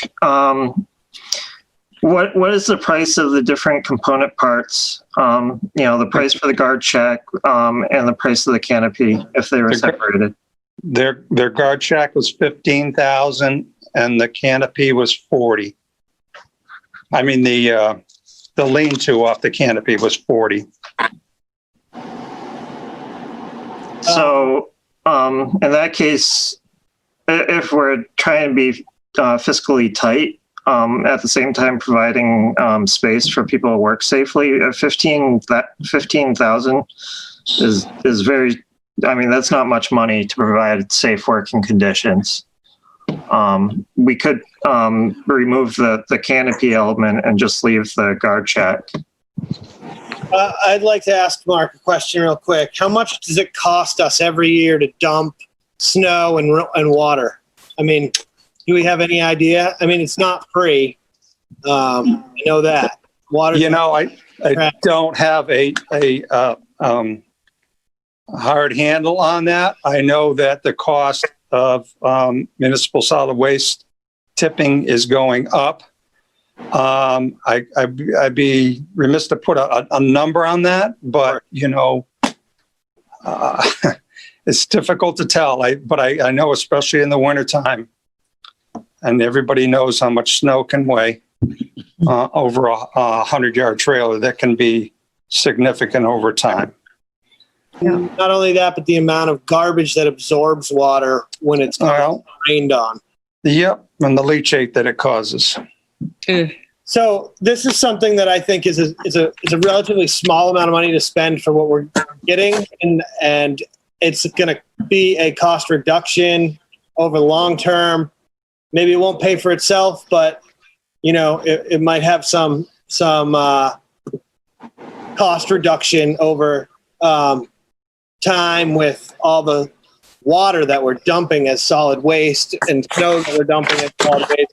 I've had issues where I had carpet in the back of my truck for too long and had to bring it to the, maybe it wasn't carpet, but something, sheetrock or something, that wound up weighing a ton because it got soaking wet and I had to pay for that pound. So it does add up. So I think this is kind of like, I would vote to place this on the warrant, and I'd like to just make a motion. Mr. DeMasto, I'll make a motion to insert and recommend. Okay. So I make a motion to insert and recommend Article 2J, Works replace guard shack and build canopy extension at transfer station. Helen, second. Helen, aye. Good discussion. Janet, aye. Justina, aye. Brian, aye. Michael, aye. Okay. So I'd like to, as we go through this, just make sure that what we're doing is here just getting information from the department head and not getting too much into the weeds about it, because this is not to spend the money, it's to place it on the warrant or recommend it. We just need the information that we need to make that determination. So if we can do that, I think it will speed it up a lot and not go back and forth too much about the minute details that could be worked out at town meeting if it did take place on the warrant. So that's the next thing here is the Bakersfield Recreation Area backstop. Okay, so it was my intention, and in the vein that we're discussing, the next three, as a matter of fact, 2K. I don't see any reason why that can't be put back. Okay. I don't know if you wanted to take a vote on that individually, or. Yeah, let's take a motion, right? Yeah, sure. We can take a motion to withdraw. I move not to insert Article 2K, replace Bakerfield Recreation Area backstops into the 2020 Wellfleet Town warrant. Helen, second. Helen, aye. Janet, aye. I'm sorry, Brian, what did you say? You're moving to recommend? No, to not insert. Oh, to not insert. Yes. Justina, yes. Aye. Brian, aye. Janet, did you vote already? Yes, I said aye. Okay. Michael, aye. The motion carries 5-0 to not place it on the warrant. I hope that does go on the Springtown warrant. That backstop is in pathetic condition. I've never seen such a bad look at backstop. Okay, next one. Article 2L, repair and improve beach bathrooms and insert it into the warrant. Okay. Go ahead. Okay, so obviously with everything that's going on at the beaches, I see no reason why that can't be postponed. I have a question about that. The repair and improve the beach bathrooms, does it have anything to do? I mean, I'd imagine that next summer we'll be using those beach bathrooms. That's my expectation. These repairs, if we waited until spring, would they be able to happen before the summer? Probably not. So if we approve this at this town meeting, would they be able to happen before the summer? Depending on procurement, it would be tight, but that would be our goal. That would be the goal. That doesn't give you much of an answer, but that would be our hope. I can't see. I mean, just so you know, it's mainly toilets and sinks and faucets and those types of improvements that need to be replaced. I mean, I personally would like to see the bathrooms improved at the beach before the next summer season. They're not in great shape. When's the last time they were improved? It's been a long time. I mean, we did. we be able to make sure that we have adequate ventilation in there and stuff like that at that, or is this already sort of money? It's this is, like I say, for Yeah. utilities when inside. It doesn't create any HVAC or ventilation system per se, because they're normally open during the summer. That's a much larger expenditure. Are those bathrooms, I can't remember, I'm sorry to keep going, but are those bathrooms screened all around the top, or are those windows glass? I can't remember. They're like a plexiglass type of window. Okay. I'm wondering if we maybe replace those with a mesh in the summer so that air flows through. Like a hardscape cloth or something. Anyways, I'm digressing now. We do get a lot of vandalism out there, unfortunately. Yeah. Okay. I have some hands up here. I'm going to go with Helen first. Yeah, through you to Mark. So Mark, replacing the toilets, meaning, see, I've never used that bathroom, but are you thinking that you're going to have lids that you can close before people flush? Is that it? On the toilet? Yes. Okay. So I would say, through you to Dan, if we were improving the ventilation so it went straight up through the roof, right? Not across the space. Wouldn't that be something that could be paid for with the COVID funding? I would think. Possibly. Yeah. The other thing is, it's somebody is cleaning the porta potties. And if we improved the beach bathrooms in various places, somebody would be cleaning them too. But how is it that replacing a sink now, Mark, would make it easier to clean? I can see the toilets, but not the sinks. They're very. Those sinks haven't been replaced in probably 15 to 20 years. So wait a minute, do they work or not? Yes, they work. Okay, so But they're aging. They're aging. I understand, but this is this weird year.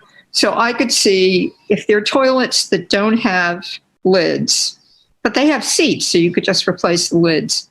And if it was possible to put a really good, strong ventilation system, sucking air up from the roof, outdoors. Point of order, Helen, we're actually not talking about ventilation. I digressed, but that's not what's in front of us. Yeah, in point of order, we're not like nitpicking through the repair plan. We're just deciding to put on the warrant or not. Hold on a minute. We heard, Mike, we heard from Danny with his very useful request to remember this is a special town meeting. And the words on the article say, repair and improve the beach bathrooms. So it's not nitpicking to A, ask if maybe some of this could be paid for in COVID, and B, what exactly it is that's being proposed. Okay? Thank you. Okay. So Justina had her hand up. I'd be curious to see what Suzanne had to say about the repair request. Suzanne Grant Thomas. I think I saw her there still. Is she still there? Yeah, she's here. I don't know if she's. Yeah, no, she's there. She's just not. Well, if she her video's off. Takes a little bit. I'm fighting the old unmute battle. Sorry. Oh, Basically, Mark and I touched on this briefly when it first went into the capital plan. Years, literally almost years before the pandemic was even on the horizon. And if Mark feels they're indicated, I support him in this. My only other thought is, for the price tag, would it be something you want to transfer from the beach fund instead of raising and appropriating? Oh, I would be in favor of that if there's money in the beach fund. But Ryan, you had your hand up? Or Justina, you're trying to follow up? Hold on. Yeah. So Justina, were you did you? Okay, Ryan, it's you. okay.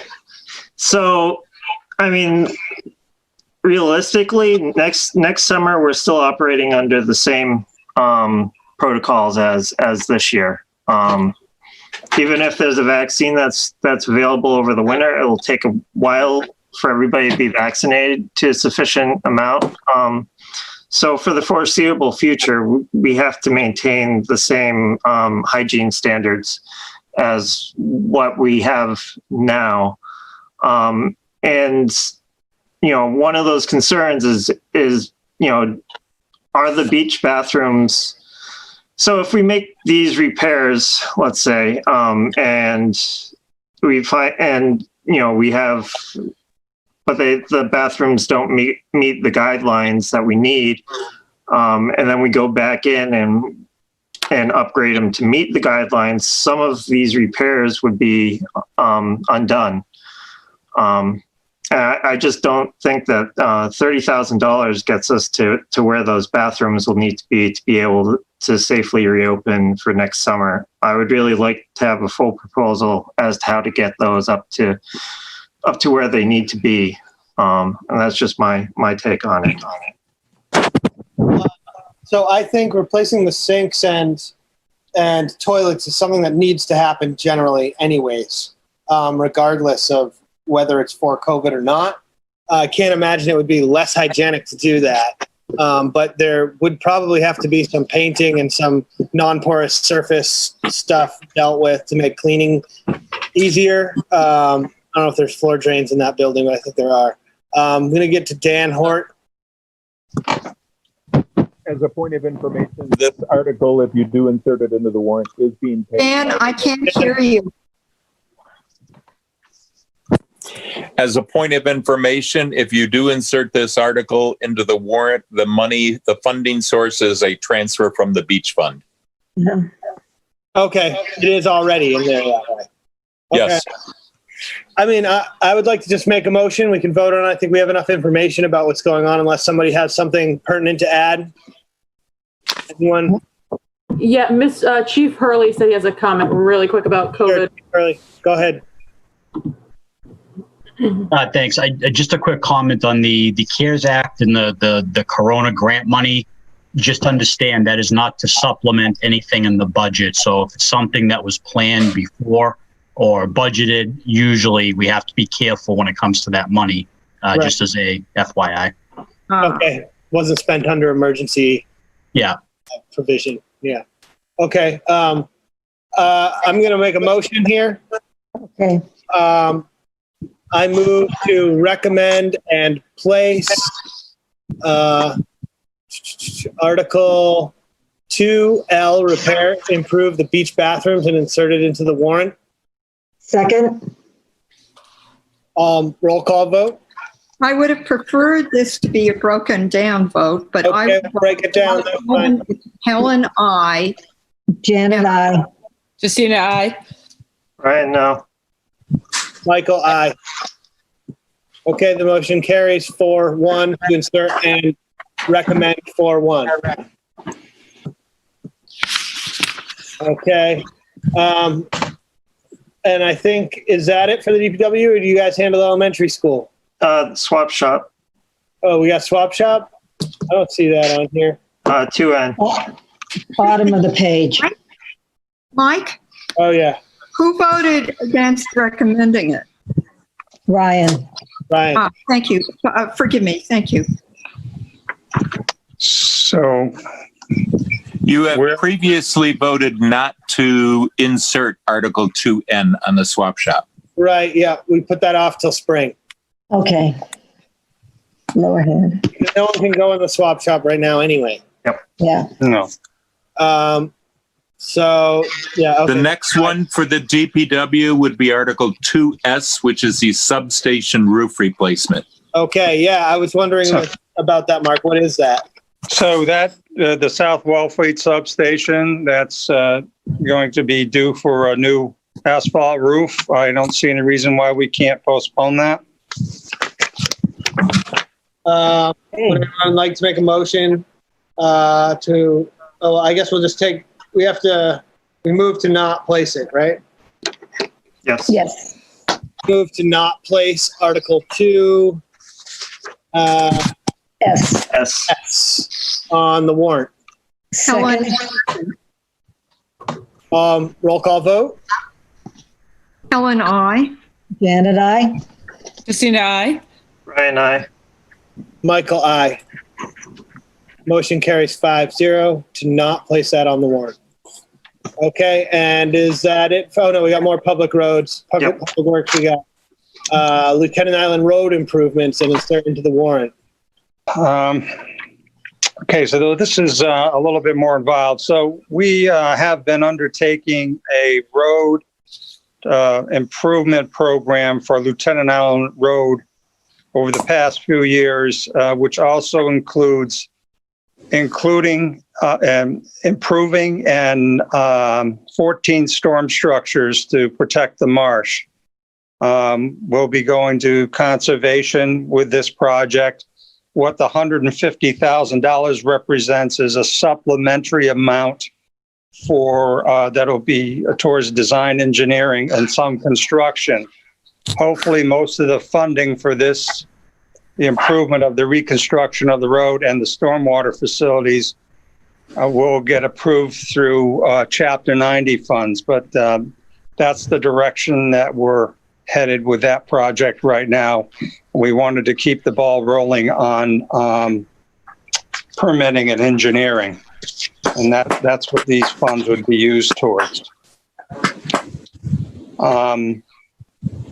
So, to delay this another 7 months, I mean, I'd hate to see this go by the wayside, but what it also does is puts us back in the time frame without having those funds available sooner than later, and keeps us right up to speed on proceeding with the project.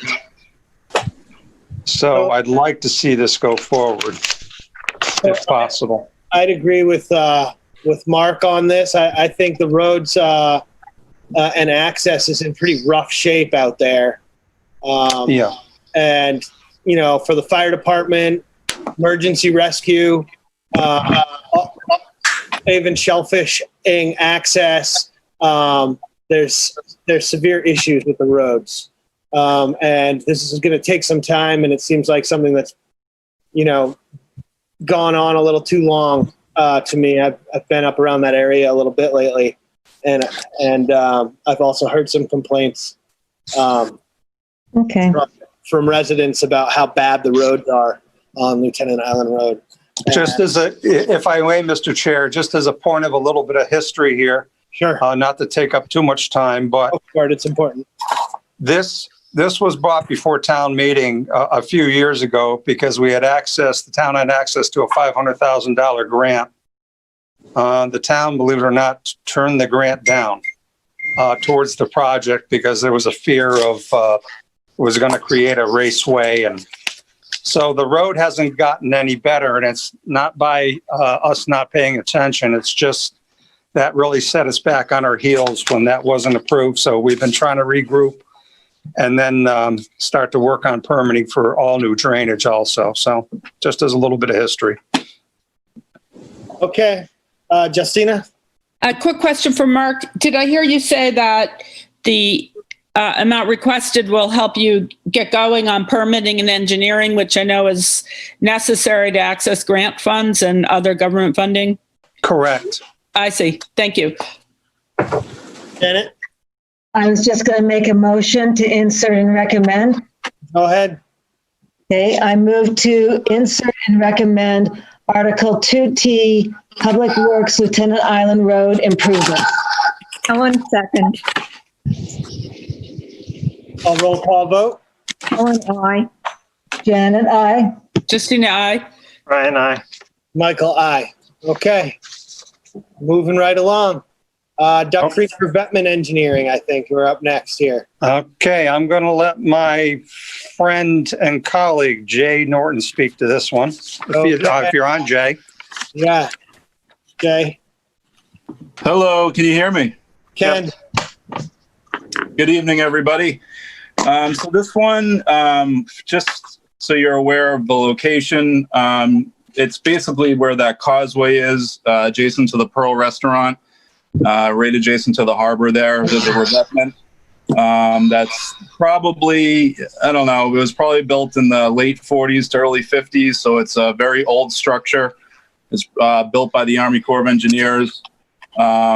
Obviously not to the standards that are required to today's engineering standards.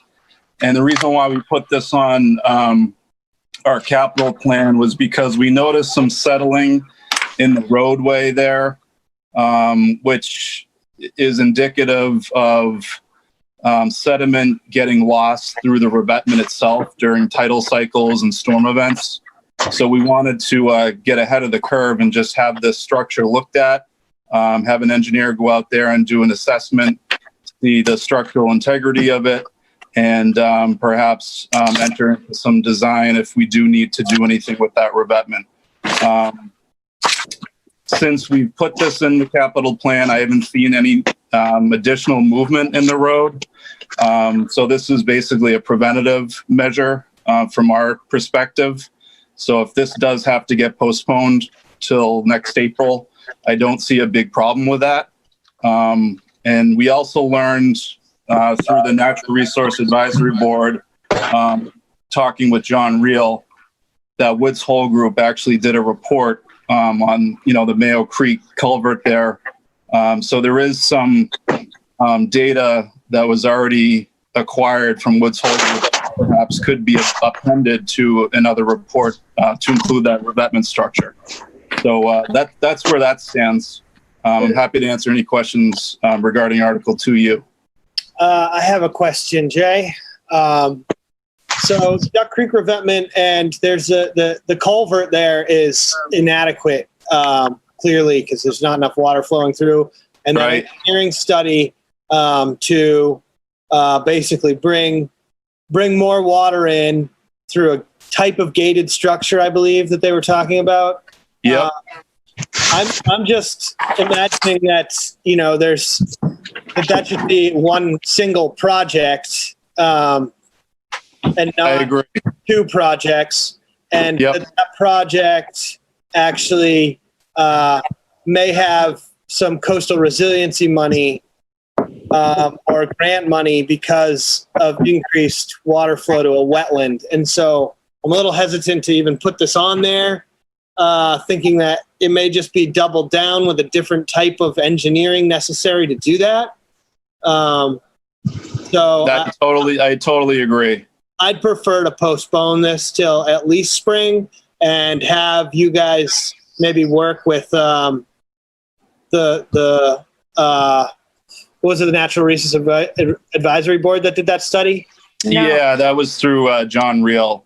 And we just had a conference call with him a week and a half ago, and learning all of this information. So I just read the report, and I agree with you completely that it makes sense to kind of meld that into one project, because redoing the revetment obviously is going to incorporate that culvert. So I think that's a very prudent decision. Doesn't make much sense to spend $50,000 on engineering that we have to re-engineer. Exactly. Okay. Helen, you have your hand up? Yeah, it was the Mayo Creek committee that did the most work on that. And I would hope that in between now and April, that there would be some way to figure this out, because the thing to worry about is if in some way that culvert, the point is, if the culvert is manageable, it's safer for whatever happens inland from there. It's a little bit like the Poldyke Creek culvert that is going to be fixed for the Herring River project. Thank you. Okay. Does anyone have any questions? I do. Sure. Justina? Helen, just to make sure I understood you, because I know you're very up on this area. Are you saying that there's, for various reasons, this would be better to get the ball rolling sooner than later? Mike, through you, what I'm saying is, I'm agreeing with Jay and with Mike that we shouldn't put it on this warrant, but all the ducks should be on the row by this coming April, and that money could be looked into to fund it in the meantime, and also that the Mayo Creek Committee would be consulted, as well as the NRAB, because they're disbanded now, I think. They finished, they gave us a report, but they and the NRAB are much more aware, Jay, of what kind of funding might be available. And also, Justina, this is something that may or may not address the 208 plan. So the reason not to even begin to discuss it in September is to have all that consolidated and known. I see, Ellen. Thank you very much.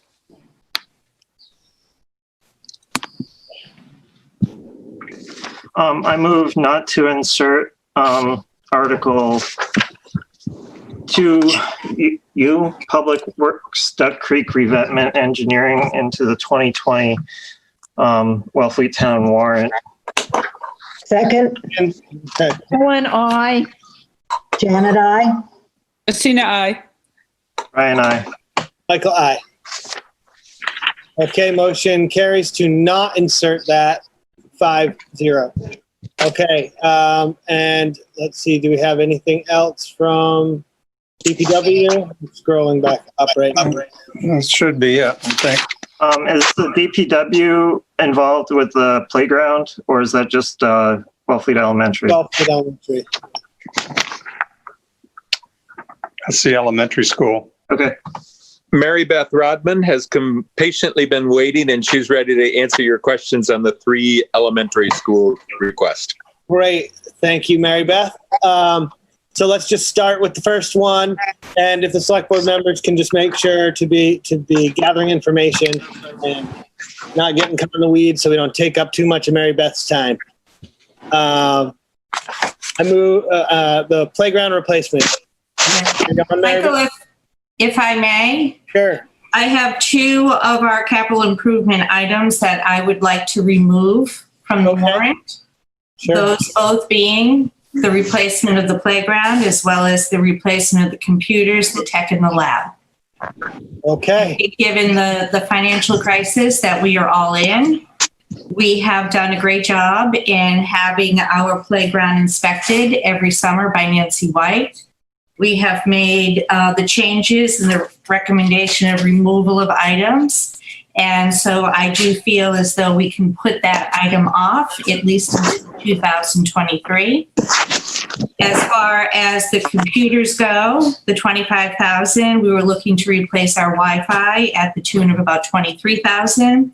But with the COVID-related funding sources, including the Remote Learning Technology Essentials Grant and the Coronavirus Relief Fund, I'll be able to cover those costs. And those are entitlement grants. Okay, that sounds great. So do we need to make a motion to remove those or to not place them? Or Dan?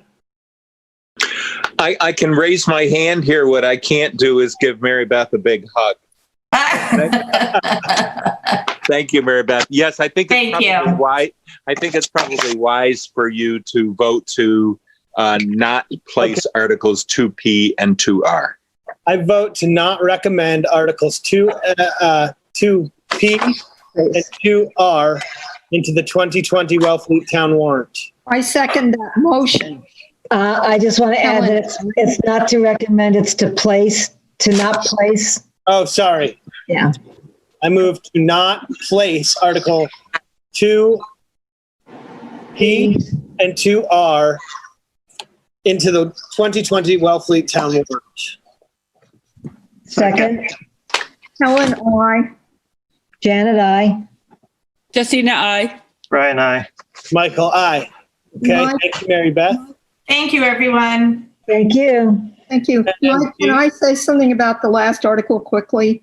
When I was talking about the Mayo Creek Committee, they didn't work on the Duck Creek culvert, but a lot of the work they did was not unrelated. And in terms of grant funding, they might know a lot about it. I realize it's a different location. Thank you. Okay. Okay.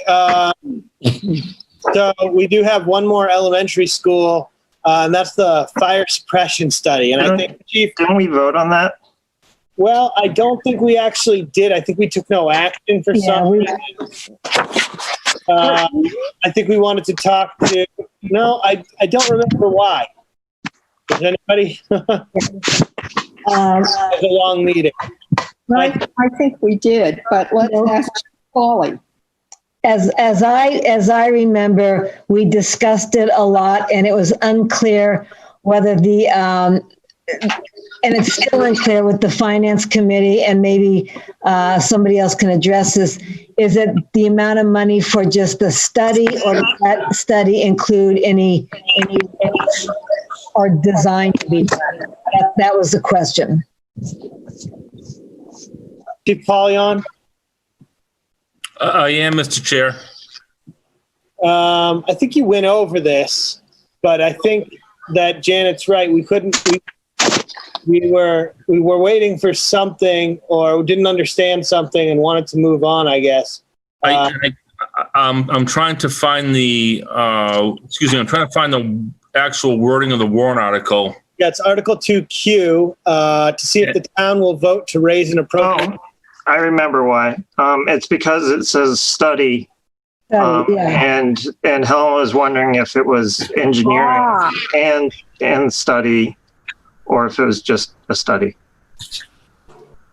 I just got information late this afternoon of a cost estimate for the actual sprinkler system, and it's just a preliminary cost estimate. It's not any type of bid process or procurement process, but it came from the consultants as to what that cost may be. So again, I'm not sure where this runs into the study component of the warrant article. And if Mary Beth is still here, maybe she can help us on this. I don't believe she's here anymore. Okay, so. I think that's what we were waiting for, actually, Mary Beth. Because the same question came up. So basically, it's like, where did the word study come from? So could we just do an amendment where in addition to study, we can say study and or preliminary engineering? Mike? Yeah, go ahead. Fred McGee has his hand up too. Yeah. As I said, thank you, Ryan, for having a better memory than I did. What happened was I made up my mind at the last meeting, but then the question was hanging there. I don't think we need a study. We have to do it. I don't think we should spend money on a study. I think we should spend money on how to engineer it. And I wouldn't want the word study anywhere in the motion. We could do or act thereon, or something that would give a little more room, but not to pay a lot of people, consultants, who one would hope would not go on to do the job after advising us to do it for a lot of money, frankly, to tell us we need to do this. We have to do it. The chief was really clear about it. Mm-hmm. So let's spend all our money in the best way on it to get it done. Thank you.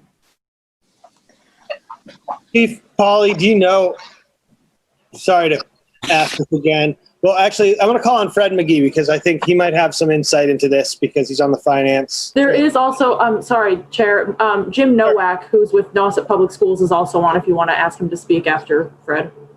Okay, sure. I'll call on Fred first. Fred?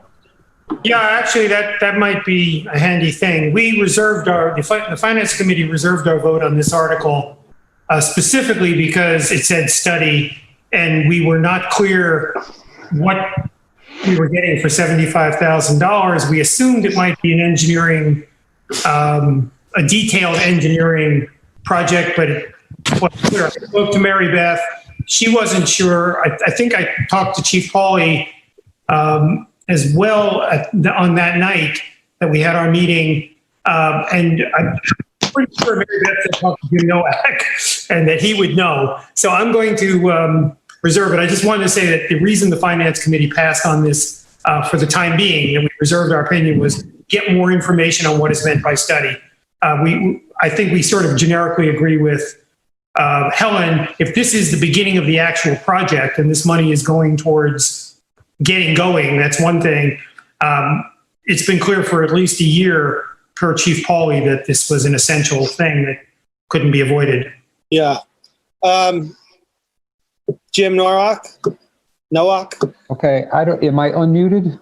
You're unmuted. We hear you. Okay, yep. Jim Nowak with the Nauset School District, also 30 Kincaid here in Wellfleet. Okay. Yes, this isn't a study. This is going to be for the engineering services. The 110,000 is put in the article. That's what we had on the capital plan. And this latest study we had done, we had the fire specialists go through and everything else, and they gave us estimates too for the whole project.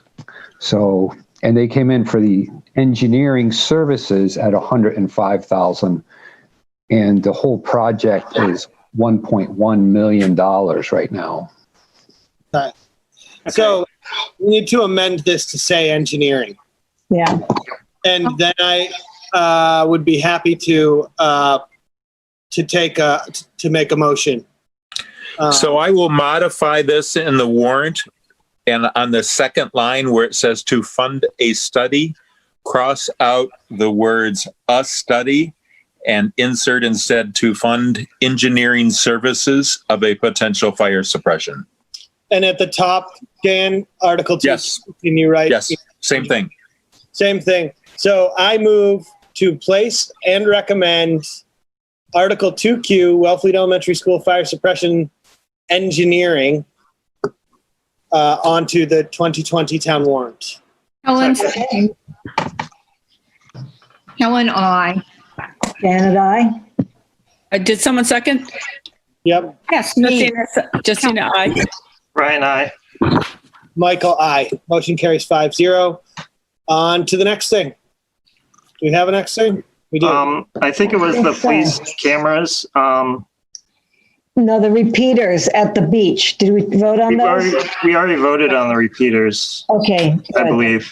Okay, so right here, I'm just going back to the motions here because we took them all out of order because we had elementary school and DPW. Just looking here, see if there's any that we missed. You've covered everything on the list. Everything on the list. Okay, now is there anything on the warrant that we have voted to place and not recommend? Because I know there was a few things.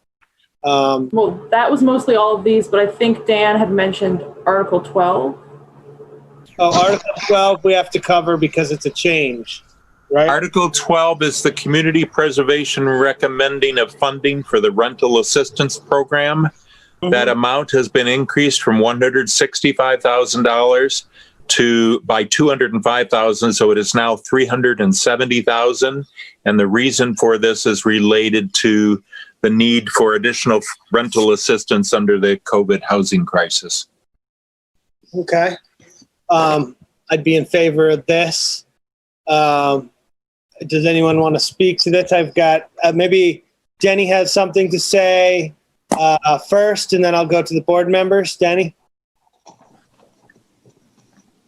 Thank you, but I was just getting queued up to talk about one of the open space articles.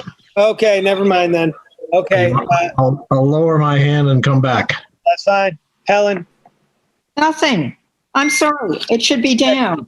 Yeah. Sorry, Janet. I just wanted to confirm. Wait, so what are we talking about? I just lost it. Funding. Assistance. Oh, for the CPA funds. This is all coming from the CPA funds, right? They're not requesting any extra money? That is correct. Okay, so yes, I'm all for this. I'll even make the motion of inserting and recommending. That's what I was, what is the article number? Article 12 in the amount of $370,000. Okay, Article 12 in the amount of $370,000. Second. Helen, I. Janet, I. Justina, I. Brian, I. Michael, aye. Motion carries 5-0. Okay, so I'm not seeing anything else here that we have not recommended. There was the CIP stuff that we got from the chief. It's clear that that's not ready to be placed on this warrant. It's not an actual article in the warrant right now, so we don't have to take any action on that unless somebody would like to make a motion to do so. I'd be fine with whatever. So, Ryan? I would just like to remind you that some of these I did not vote on, and I wanted to revisit. Sure, that's what I was going to ask you, if you had anything that you'd want to revisit before we close it. But I just figured I'd cover the CIP thing. Does anyone feel like it's not clear that that has to wait? I have a question for Chief Hurley. I think it should wait, and he gave a very good memorandum to us about it. But through you to Chief Hurley, can you hear me? Yep, I'm here, Helen. Okay. Again, thank you. The only thing I didn't understand is, why do these recordings, these videos, have to be sifted through weekly? Can't they just be sifted through, kept archived, when there's a reason to do it, when something comes up and it needs to be checked? Why do they have to be looked at every week when there's just routine stuff going on? Nope, if there was any confusion in the memo, it does not have to be reviewed daily or weekly. It would only be in the event of a citizen's complaint or a public records request or a court case. Thank you. You did give a number for it, so that's the reason I'm asking. Thank you. And I would just like to thank Chief Hurley for putting that work in and making it clear that it does need some more time to get everything lined up. No, and I appreciate the board's support. It's something we are 100% supportive of. I've spoken with the union. I think now it's just really a matter of where's the state going with this, and what's the correct funding on this, so that we're not caught by surprise with anything. Yeah, and hopefully there'll be some state funding for it, with police reforms going on throughout the country here. Okay, so Ryan, is there any warrant articles that you would like to reconsider? Yes, I would like to reconsider Article 19. And that is, one second, let me flip back to it. Article 19. Other post-employment benefits? Oh, no, not Article 16 is the Article cemetery 16, one. sorry, I'm getting tired. Article 16, Community Preservation Cemetery Restoration Phase 3. I don't know if I can share the screen or not, but I can show why I would like it reconsidered. If you give me 1 second. Steve, you can share it now. Okay, so screen share. Screen share. All right, can you see that? Yep. Okay.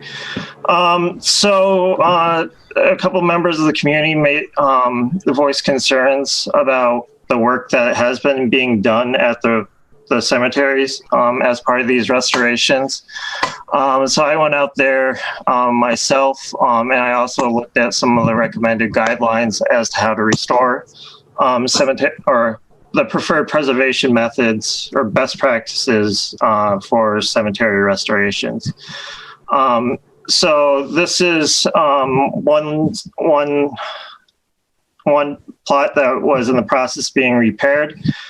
This is it pre-repaired. You can see that the gravestones are broken, and this one quite severely. This is it post-repair. And what's wrong here is that if you see the stone all the way to the left, the entire middle was removed from that stone.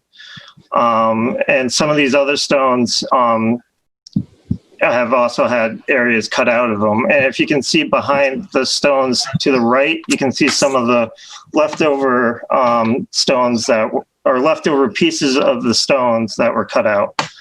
And this is that one on the left. Again, it's entirely missing the central section. If you look closer to it on it, the epoxy that was used to repair it is a gel epoxy. What they actually recommend is like a putty epoxy. So it looks kind of basic, and it's supposed to be more blended with the stone as well. You can really see the epoxy in a number of locations. And again, all this white around here, this is from cutting the stone to fit. So here's another. So this is this plot here. The small stones to the left and the right are they're footstones. They're not supposed to be next to a headstone. They're supposed to be at the foot of the grave. These have been put next to the headstones, which they're not supposed to be. And if you look at the gravestone to the left, it's also been repaired and it's at an angle. It's not straight. Okay, I'm just going to make a point of order, Ryan. I think that we get the point that you're making without carrying it on too long. It looks like the point you're making is that the craftsmanship is shoddy. Yes. Okay, so we got that. I just don't want to carry on too long. I don't mind you putting it up on and screen sharing. We can take a vote as to whether to recommend. Who's the cemetery preservation fund? Who does it? Well, the Wellfleet Cemetery Commissioners actually repair it, or do they hire someone? They've hired someone. I don't think it's ever gone out for an RFP, even though it's 10,000. Okay, so can I have a motion to reconsider this so Ryan can make his vote? I second that. Okay, I move to reconsider Article 16, Community Preservation Cemetery Restoration Phase. So, my hand is up. Okay, Helen? Yeah, so here's the thing, and my parents are buried in that graveyard, and some people who just volunteer on the cemetery commission very kindly, in fact, one of them cleaned my parents' gravestones. Okay? So that was nice. And the cleaning is one thing, getting all the lichen off the marble before it completely destroys the inscriptions. But I agree with Ryan, and I love detail, and I appreciate Ryan going and doing a site visit and really looking at it. And I had, in fact, noticed some of these difficult to do but badly done repairs. And I don't want to vote money for the cemetery commissioners unless they either don't mend it and figure out how to have a section of the clean there, maybe flat, or they repair it really well. Because there's something about the way some of these look that Helen, this is just a motion whether to reconsider. So we have to, and I seconded it, and then so let's just vote on reconsidering it. Okay, sorry. We're not reconsidering it yet. We're just voting to reconsider. Okay, so all in favor of reconsidering? Helen, aye. Michael, aye. Justina, aye. Ryan, aye. All right, Janet, aye. Okay, now I'm going to just make two motions, one to place it and one to recommend it. I move to place the community preservation cemetery restoration on the warrant, Article 16. Helen, second. All in favor? Helen, aye. Janet, aye. Michael, aye. Ryan, no. Justina, no. Okay, the motion carries 3-2 to place it on the warrant. I move to recommend Article 16, Helen, Preservation. Helen second. Helen, nay. Anyone else here? Justina, nay. Not, we're against it, right? Nay. Yeah. Ryan, nay. Michael, nay. All right, I'll do nay. I do have a question, though. I mean, if we're placing it and recommending it, isn't it at this point that we would then recommend to the cemetery commission that they do a better job rather than just saying no? Well, I'm voting to place it and not recommend it, and then they can appeal to the town. All right, okay, so It's then I only say nay. $10,000, but at least we can say why we didn't recommend it. All Okay. right. Okay. Do we have another one, Ryan? Do you have another one that you'd like to reconsider? It's the reason we're doing this is because this warrant will be closed with Ryan's name on it. And so after talking with Dan Silverman, we've agreed that he should have his votes be the ones that are recorded. So if there's anything he disagrees with and wants to have a revote on, we can do that. I've asked him to make sure that it's something that he, whatever. You know what I asked. Okay. So the only other one is Article 26. I'm not sure what to do with that one. Okay. Well, let me make a motion to reconsider right now. Okay. I move to reconsider Article 26, disposition of town land. Yep. Map 30, parcel 14. You can second that, Ryan, if you want. Second. All in favor? Of not recommending. No, this is just to reconsider it. Yes, Janet, I.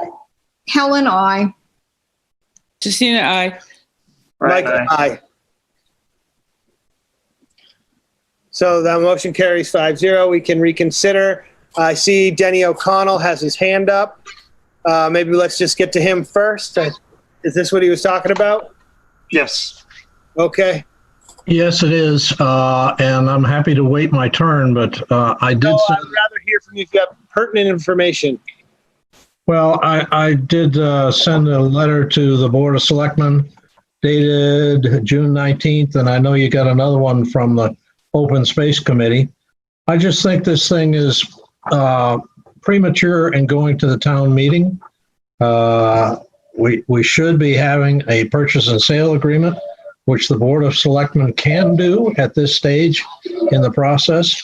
And if you would go to a town meeting with a P&S, then you would be telling the voters the entire story. There is also the fact that this is a MESA, not protected, but designated area of critical concern, and according to the natural heritage, we can't build on it. Nobody can build on it until they get permission from natural heritage. And since it's all entirely within the, I think it's called critical habitat, it needs to be reviewed. And I know the Open Space Committee went through and talked to MESA and has offered to go through that process so that you can then go through an informed purchase and sale agreement to take to the town meeting. Okay. I think it's fair and going. So the one thing is that I don't believe that this is for the sale of this property to a specific family. So this is to give the ability to transfer the care and management to the Board of Selectmen to negotiate or auction or whatever. Which you have now, Michael, because it is in your jurisdiction. And so why put this on there? It also then, if this gets passed, that becomes the sole purpose for which the town holds that property, is to negotiate to sell it, when you don't even know if you really want to sell it yet. I see. Okay. Dan, can you shed some light? So a couple of things I disagree with Mr. O'Connell, respectively. The town can't execute a purchase and sale agreement without town meeting approval. So we might be able to negotiate something and have a piece of paper, but we can't execute it until town meeting approves it. You can I'm speaking right now, Denny. You know the answer. No, I'm speaking. That's why I asked you to hold your comments. So my thought is we take this to the town meeting voters. We see if they wish to consider selling this. If they say yes, they're giving the opportunity to the select board to decide upon selling it. If the select board decides that it's not in the best interest of the town to sell this, and the town wants to use it for a different purpose, the town can always come back and revisit this issue. I would hate to have to see my predecessor have to go through a bunch of work to prepare this for a potential decision at town meeting, spend all that time, all that money, when we don't even know if town meeting voters would approve it. Mr. Chair? I've got a couple people else with their hands up right now. Okay. I'm going to go to them first. I've got Justina. Yeah, I've never been comfortable with this, and I'm glad to hear Jenny lay out another perspective. I do think it's premature to take this to town meeting because we don't have information on Mesa. I'm not worried about creating more work for Dan's predecessor because I think she's going to be hardworking and excited about the job.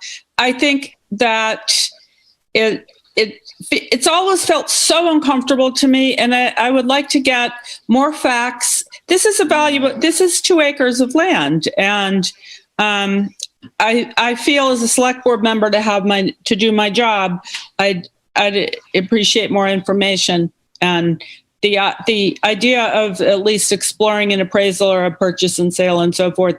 I have a tiny little real estate experience, and these are terms familiar to me, and I think they're kind of the way to handle property. So, Ryan? I'll let Denny go, and then I'll go after him. Well, I think Helen was up next. Okay. So I was at, as I've said before, the planning board meeting where this was discussed with the family in great detail. Planning board did a great job. And the thing that, through you, Mike, to Dan, I think it's clear to me that if town meeting approved this, the select board could go ahead and sell it to this family. It's landlocked. It has no frontage. And they want to build a house for part of their family to be able to live there. And it was explained to them in a number of ways how they could do that in a very good way. But there are things they can't do. For example, it's landlocked and they can't subdivide and sell it.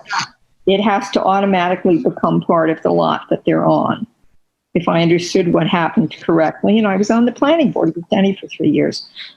I'm not sure that we should be doing this now. In agreement with Denny for a few different reasons, which I'm not going to go into, but I think we should wait on this because it's not time sensitive. And we've got 2 reserve recommendations until town meeting from Conscom and Open Space Committee. And guess what? I, on the select board, I heard from the planning board, but at this stage, I would have wanted to know from them about this lot, and I'm not. And I don't want to put it on the warrant for that reason. Thank you. Okay, Ryan, you got one more thing? Yeah, it's just placing this lot. If we sell it, it only would benefit this one family. They're the only family that could be benefited by selling this lot. I don't know how we would go about assessing a fair market value for it. There's the power lines right away that goes over a large portion of it, the majority of it actually. I don't know. It just feels like there's too many unknowns right now. I'm more than happy to discuss it with whoever. If we do decide to go ahead and I mean, we can start going ahead in the process of selling it, but I would prefer to know a little bit more before we commit ourselves to that course of action. So originally I abstained on this vote because I didn't know enough to recommend, but we placed it. Right now, I do feel like having the conversations we've had with Dan Silverman to keep the warrant simple, it seems like something that's going to get caught up in the weeds of a warrant article that may take a long time to get through. And just for that reason alone, I'd be willing to not place this on the warrant personally for this warrant. And I mean, I'm unsure how the process works, but I do think that once we had this to sell in the hands of the select board, then we would go about the business of finding out the value of the property, what the value would be for them, and being able to have some negotiating authority over, what it's worth to them and what it's worth to the town to sell it. I mean, and then I would think there would have to be some sort of bidding process on that. I don't know that we can just sell it directly to a family, but maybe I'm wrong. But that's all stuff that would be worked out in the after. But I think, importantly, we have to be able to keep this warrant manageable in this strange town meeting that we're going to have. So I would vote to remove this from the warrant. And I'm going to make a motion to do so. I move to not place the disposition of town land, Article 26, Map 30, Parcel 14, from the Wellfleet 2020 town warrant. Helen, second. Helen, aye. I want to ask, do we have to rescind it first since we already voted to place it? I think we made a motion to reconsider it, and I think that opens it up. Okay. So I say aye. Justina, aye. Sorry. Brian, aye. And Michael, aye. Okay. So that's something that could come back in the spring, and maybe we'll have a little bit more information from the Open Space Committee and MIPA and whatever the hell they're doing. Sorry, it's getting late. And before we close this, should we try to combine any of the capital improvement articles? The consent agenda, I believe Mr. Hort can attest to this, but that's going to be done by town council to put that up for the moderator. Town council will work on my successor and the moderator as far as possibly doing a consent agenda for certain articles.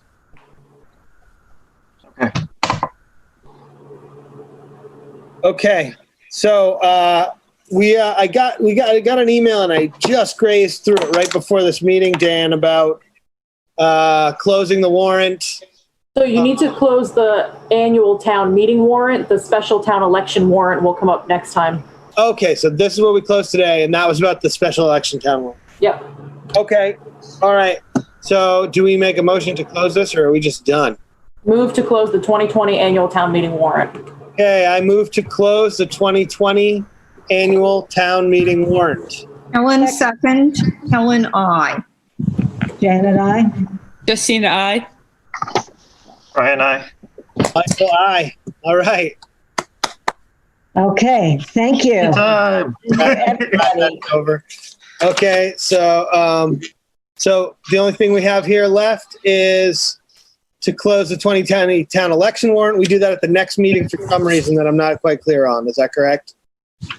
Yeah, so you're going to do it at the next meeting because we just heard from town council the date that we can have it, and so the town clerk needs to make it official with the date inside of it. It'll have to be the date. It'll have to be before the annual town meeting, and it'll occur on September 8th because we have to have it done before the 15th. So Jennifer Conjol will send you a memo and the town warrant for their next meeting explaining all that. Okay, sounds good. Okay, select board reports. Do we have any? I can't remember. I'm too tired to. I have a 10-point PowerPoint presentation. How are you guys tired? It's only 20 to 10. This is nothing. Yeah. Aren't you glad we didn't do this last time at 9? Beyond. Yeah. One person at a time. They won't be able to hear us at home. I think it's the heat. Anyways, no select board reports. I already made my report in the announcements, basically, but I'll reiterate it. If you are in contact with a person who has tested positive for COVID-19 and you have received a negative test, please note that these tests are not 100% accurate, and in the first 4 days of infection can give false negatives. So I think that's an important point to make. People should be aware. I've heard of specific instances of there not being adequate information from testing facility, and people not having the understanding that just because they have a negative test doesn't mean that they are 100%, that they can be 100% certain that they are negative. So if you've been in contact with someone specifically that has tested positive, please be cautious. That's my only announcement. Mike, I did have something. It's Helen. Okay, Helen, go ahead. Yeah, so I spoke with our county entomologist, Larry Dapsness, and communicated with the Laboratory of Medical Zoology at Amherst. And that's where we have been getting free tick testing, which is very good.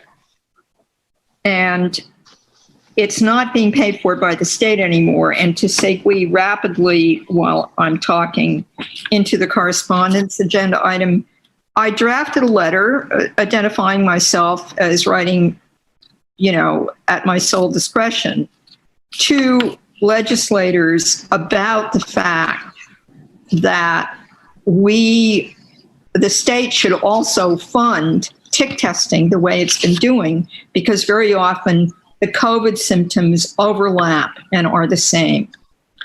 And there was a time element. In other words, they're closing the fiscal, the budget, the state is closing it. So I sent it. It's just for me. And it's going to go into, the minutes for this. I'll send it to Courtney. Basically, it says, I, as one person who have worked with a health conservation agent, think that you should fund this for these reasons. So you'll see a copy of it. Thank you. Okay, Ryan Curley. Yep. So I just remembered I had a meeting with the Herring River. No, I'm not sure what everybody's roles are. The Friends of the Herring River? Well, Friends of Herring River, the Herring River Project Coordinator. Executive Council? I'm not sure. And they walked me through, or they walked me through some of the project. And I would just like to thank them for taking the time to do that. Okay. And I have one other announcement, and that's that we're going to be having a public safety task force meeting on Tuesday with the Selectboard. And that's next Tuesday, August, what's the date? 4th at 10 a.m. August 4th at 10 a.m. Yeah. Okay. So I think, Helen, you already made your report. Do you want to make another one? Or your hand's still No, up? but I have a future discussion topic. Okay, that's what we're going to get onto after the town administrator's report. Dan? Nothing additional to add. Okay. Should we do a thank you for Dan now? Or? It's coming up if you can just hang on. All right. Yeah, hold on. Okay, topics for future discussion. Okay, so this is just a heads up, and it doesn't have to happen like at our next meeting.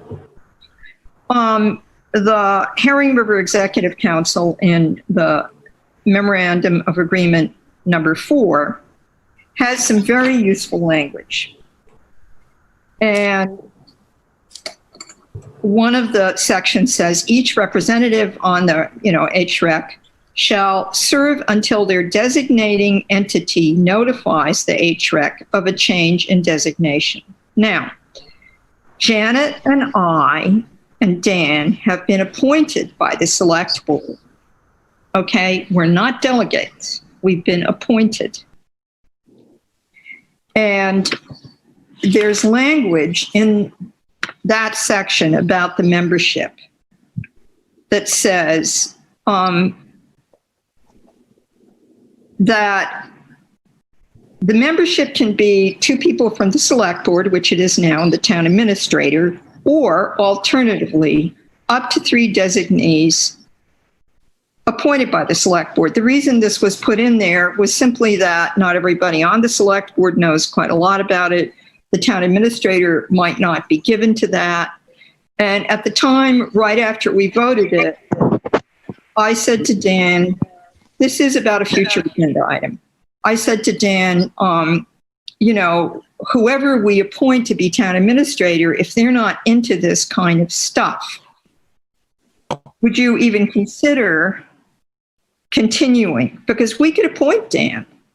But I also had, let me finish. The agenda item, or what do you want to put on the agenda is what I just want to know. What's important is that we don't need to have an agenda item about this right away, but we need to consider it sometime in the near future once Maria Broadbent gets a better sense of the Herring River project. Okay, so Herring River considers. But until then, and this is the takeaway fact, Dan is still appointed, whether he's the TA or not.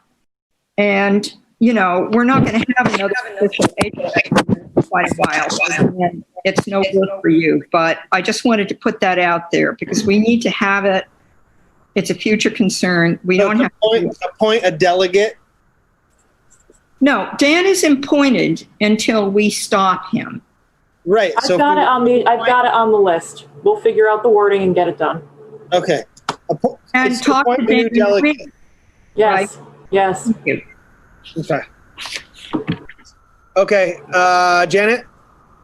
So I would like to discuss individual select people answering letters that we get. And we have in our, whatever, I want to put that out there because I was always told that either the town administrator or the executive secretary answers letters that we received addressed to the Board of Selectmen, including email.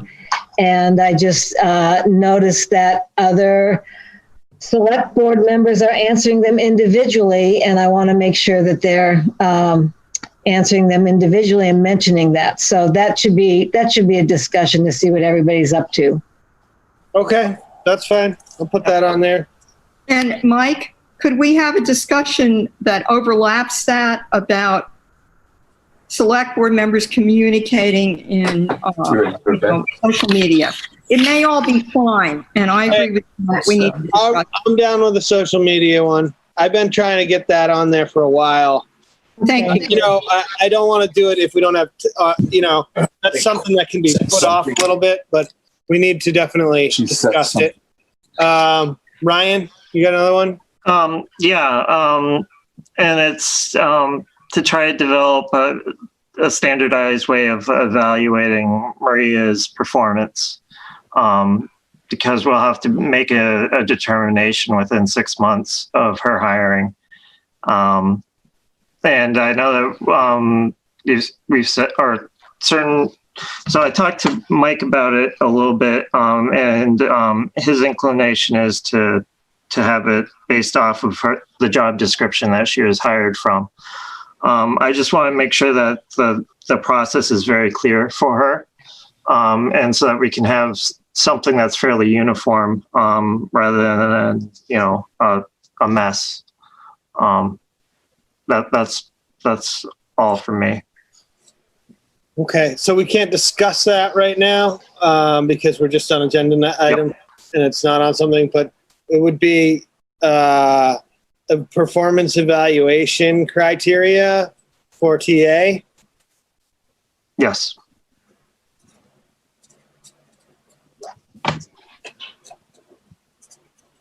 Yeah, we could discuss it. That would be something that would happen in an open meeting. Obviously, when you do an evaluation, that would be something that would be in executive session, I would believe, right? Yeah.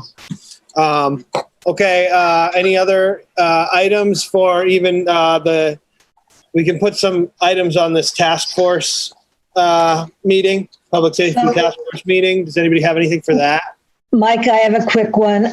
We discussed it tonight. I would like to have the Board of Selectmen send a letter and possibly to the newspaper saying that we really support the wearing of masks, be more firmly, make sure our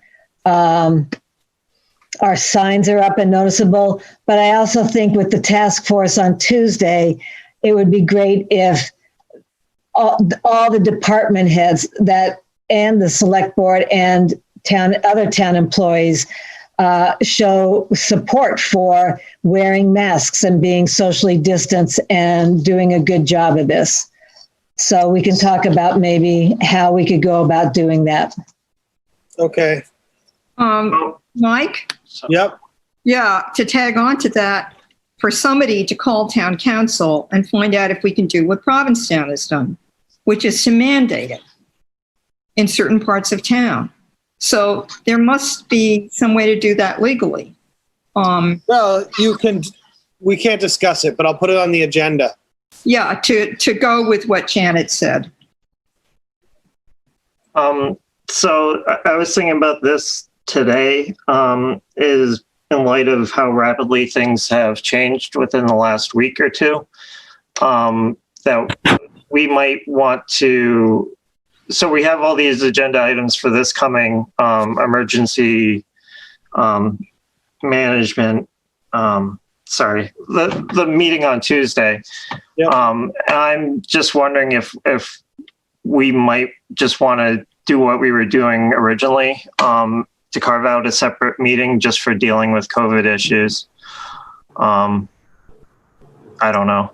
Well, I think, so there's another one scheduled 2 weeks from that Tuesday, the third week of Tuesday. There's another task force meeting. So that kind of makes it, that's going to put us basically third week of August. And then I think we could probably play it by ear from there. Yeah, we have to be careful about taking up the town staff's time Exactly. at those meetings. Yeah. I mean, the town staff is busy. I think right now is an important time to do it just for public awareness. Ryan, as a frame of reference, Dan Hoare made it clear that town staff may not be able to attend all meetings because of what you just said. And they all were, as I recall, everybody was there for them to come for an hour.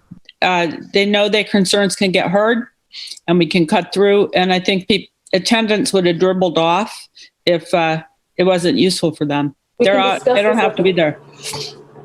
Okay, so we're not going to discuss that, but sorry about that. But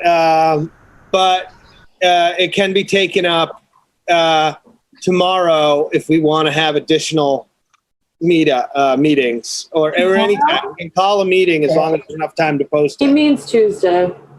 Yeah. Tuesday. Sorry. What did I say? Your agenda for Tuesday is probably full, but I'd like to call on the Chamber of Commerce to encourage its members, particularly restaurants, to do all they can. They might be a source of help to the town. Okay. So I think that could be covered also at the meeting. Yes. Does that have to be an agenda item? I don't think so. It could just be under COVID. I'll bring it up if the agenda's full. Don't worry about it. All right. I put restaurant compliance on there. Yes. Yeah. Restaurant compliance. And the other one I would like to put on is testing. I tried to get hopefully someone from... Lisa Kane will be on the call. I talked to her today. She can or can't? She can be there and she will be. Okay, from Outer Cape Health? Yep. Okay, so we can get some information about testing, how much testing is going on in Wellfleet and the accuracy of the testing that's there. And I think that's just important that people have that information and it's out in public. And even if,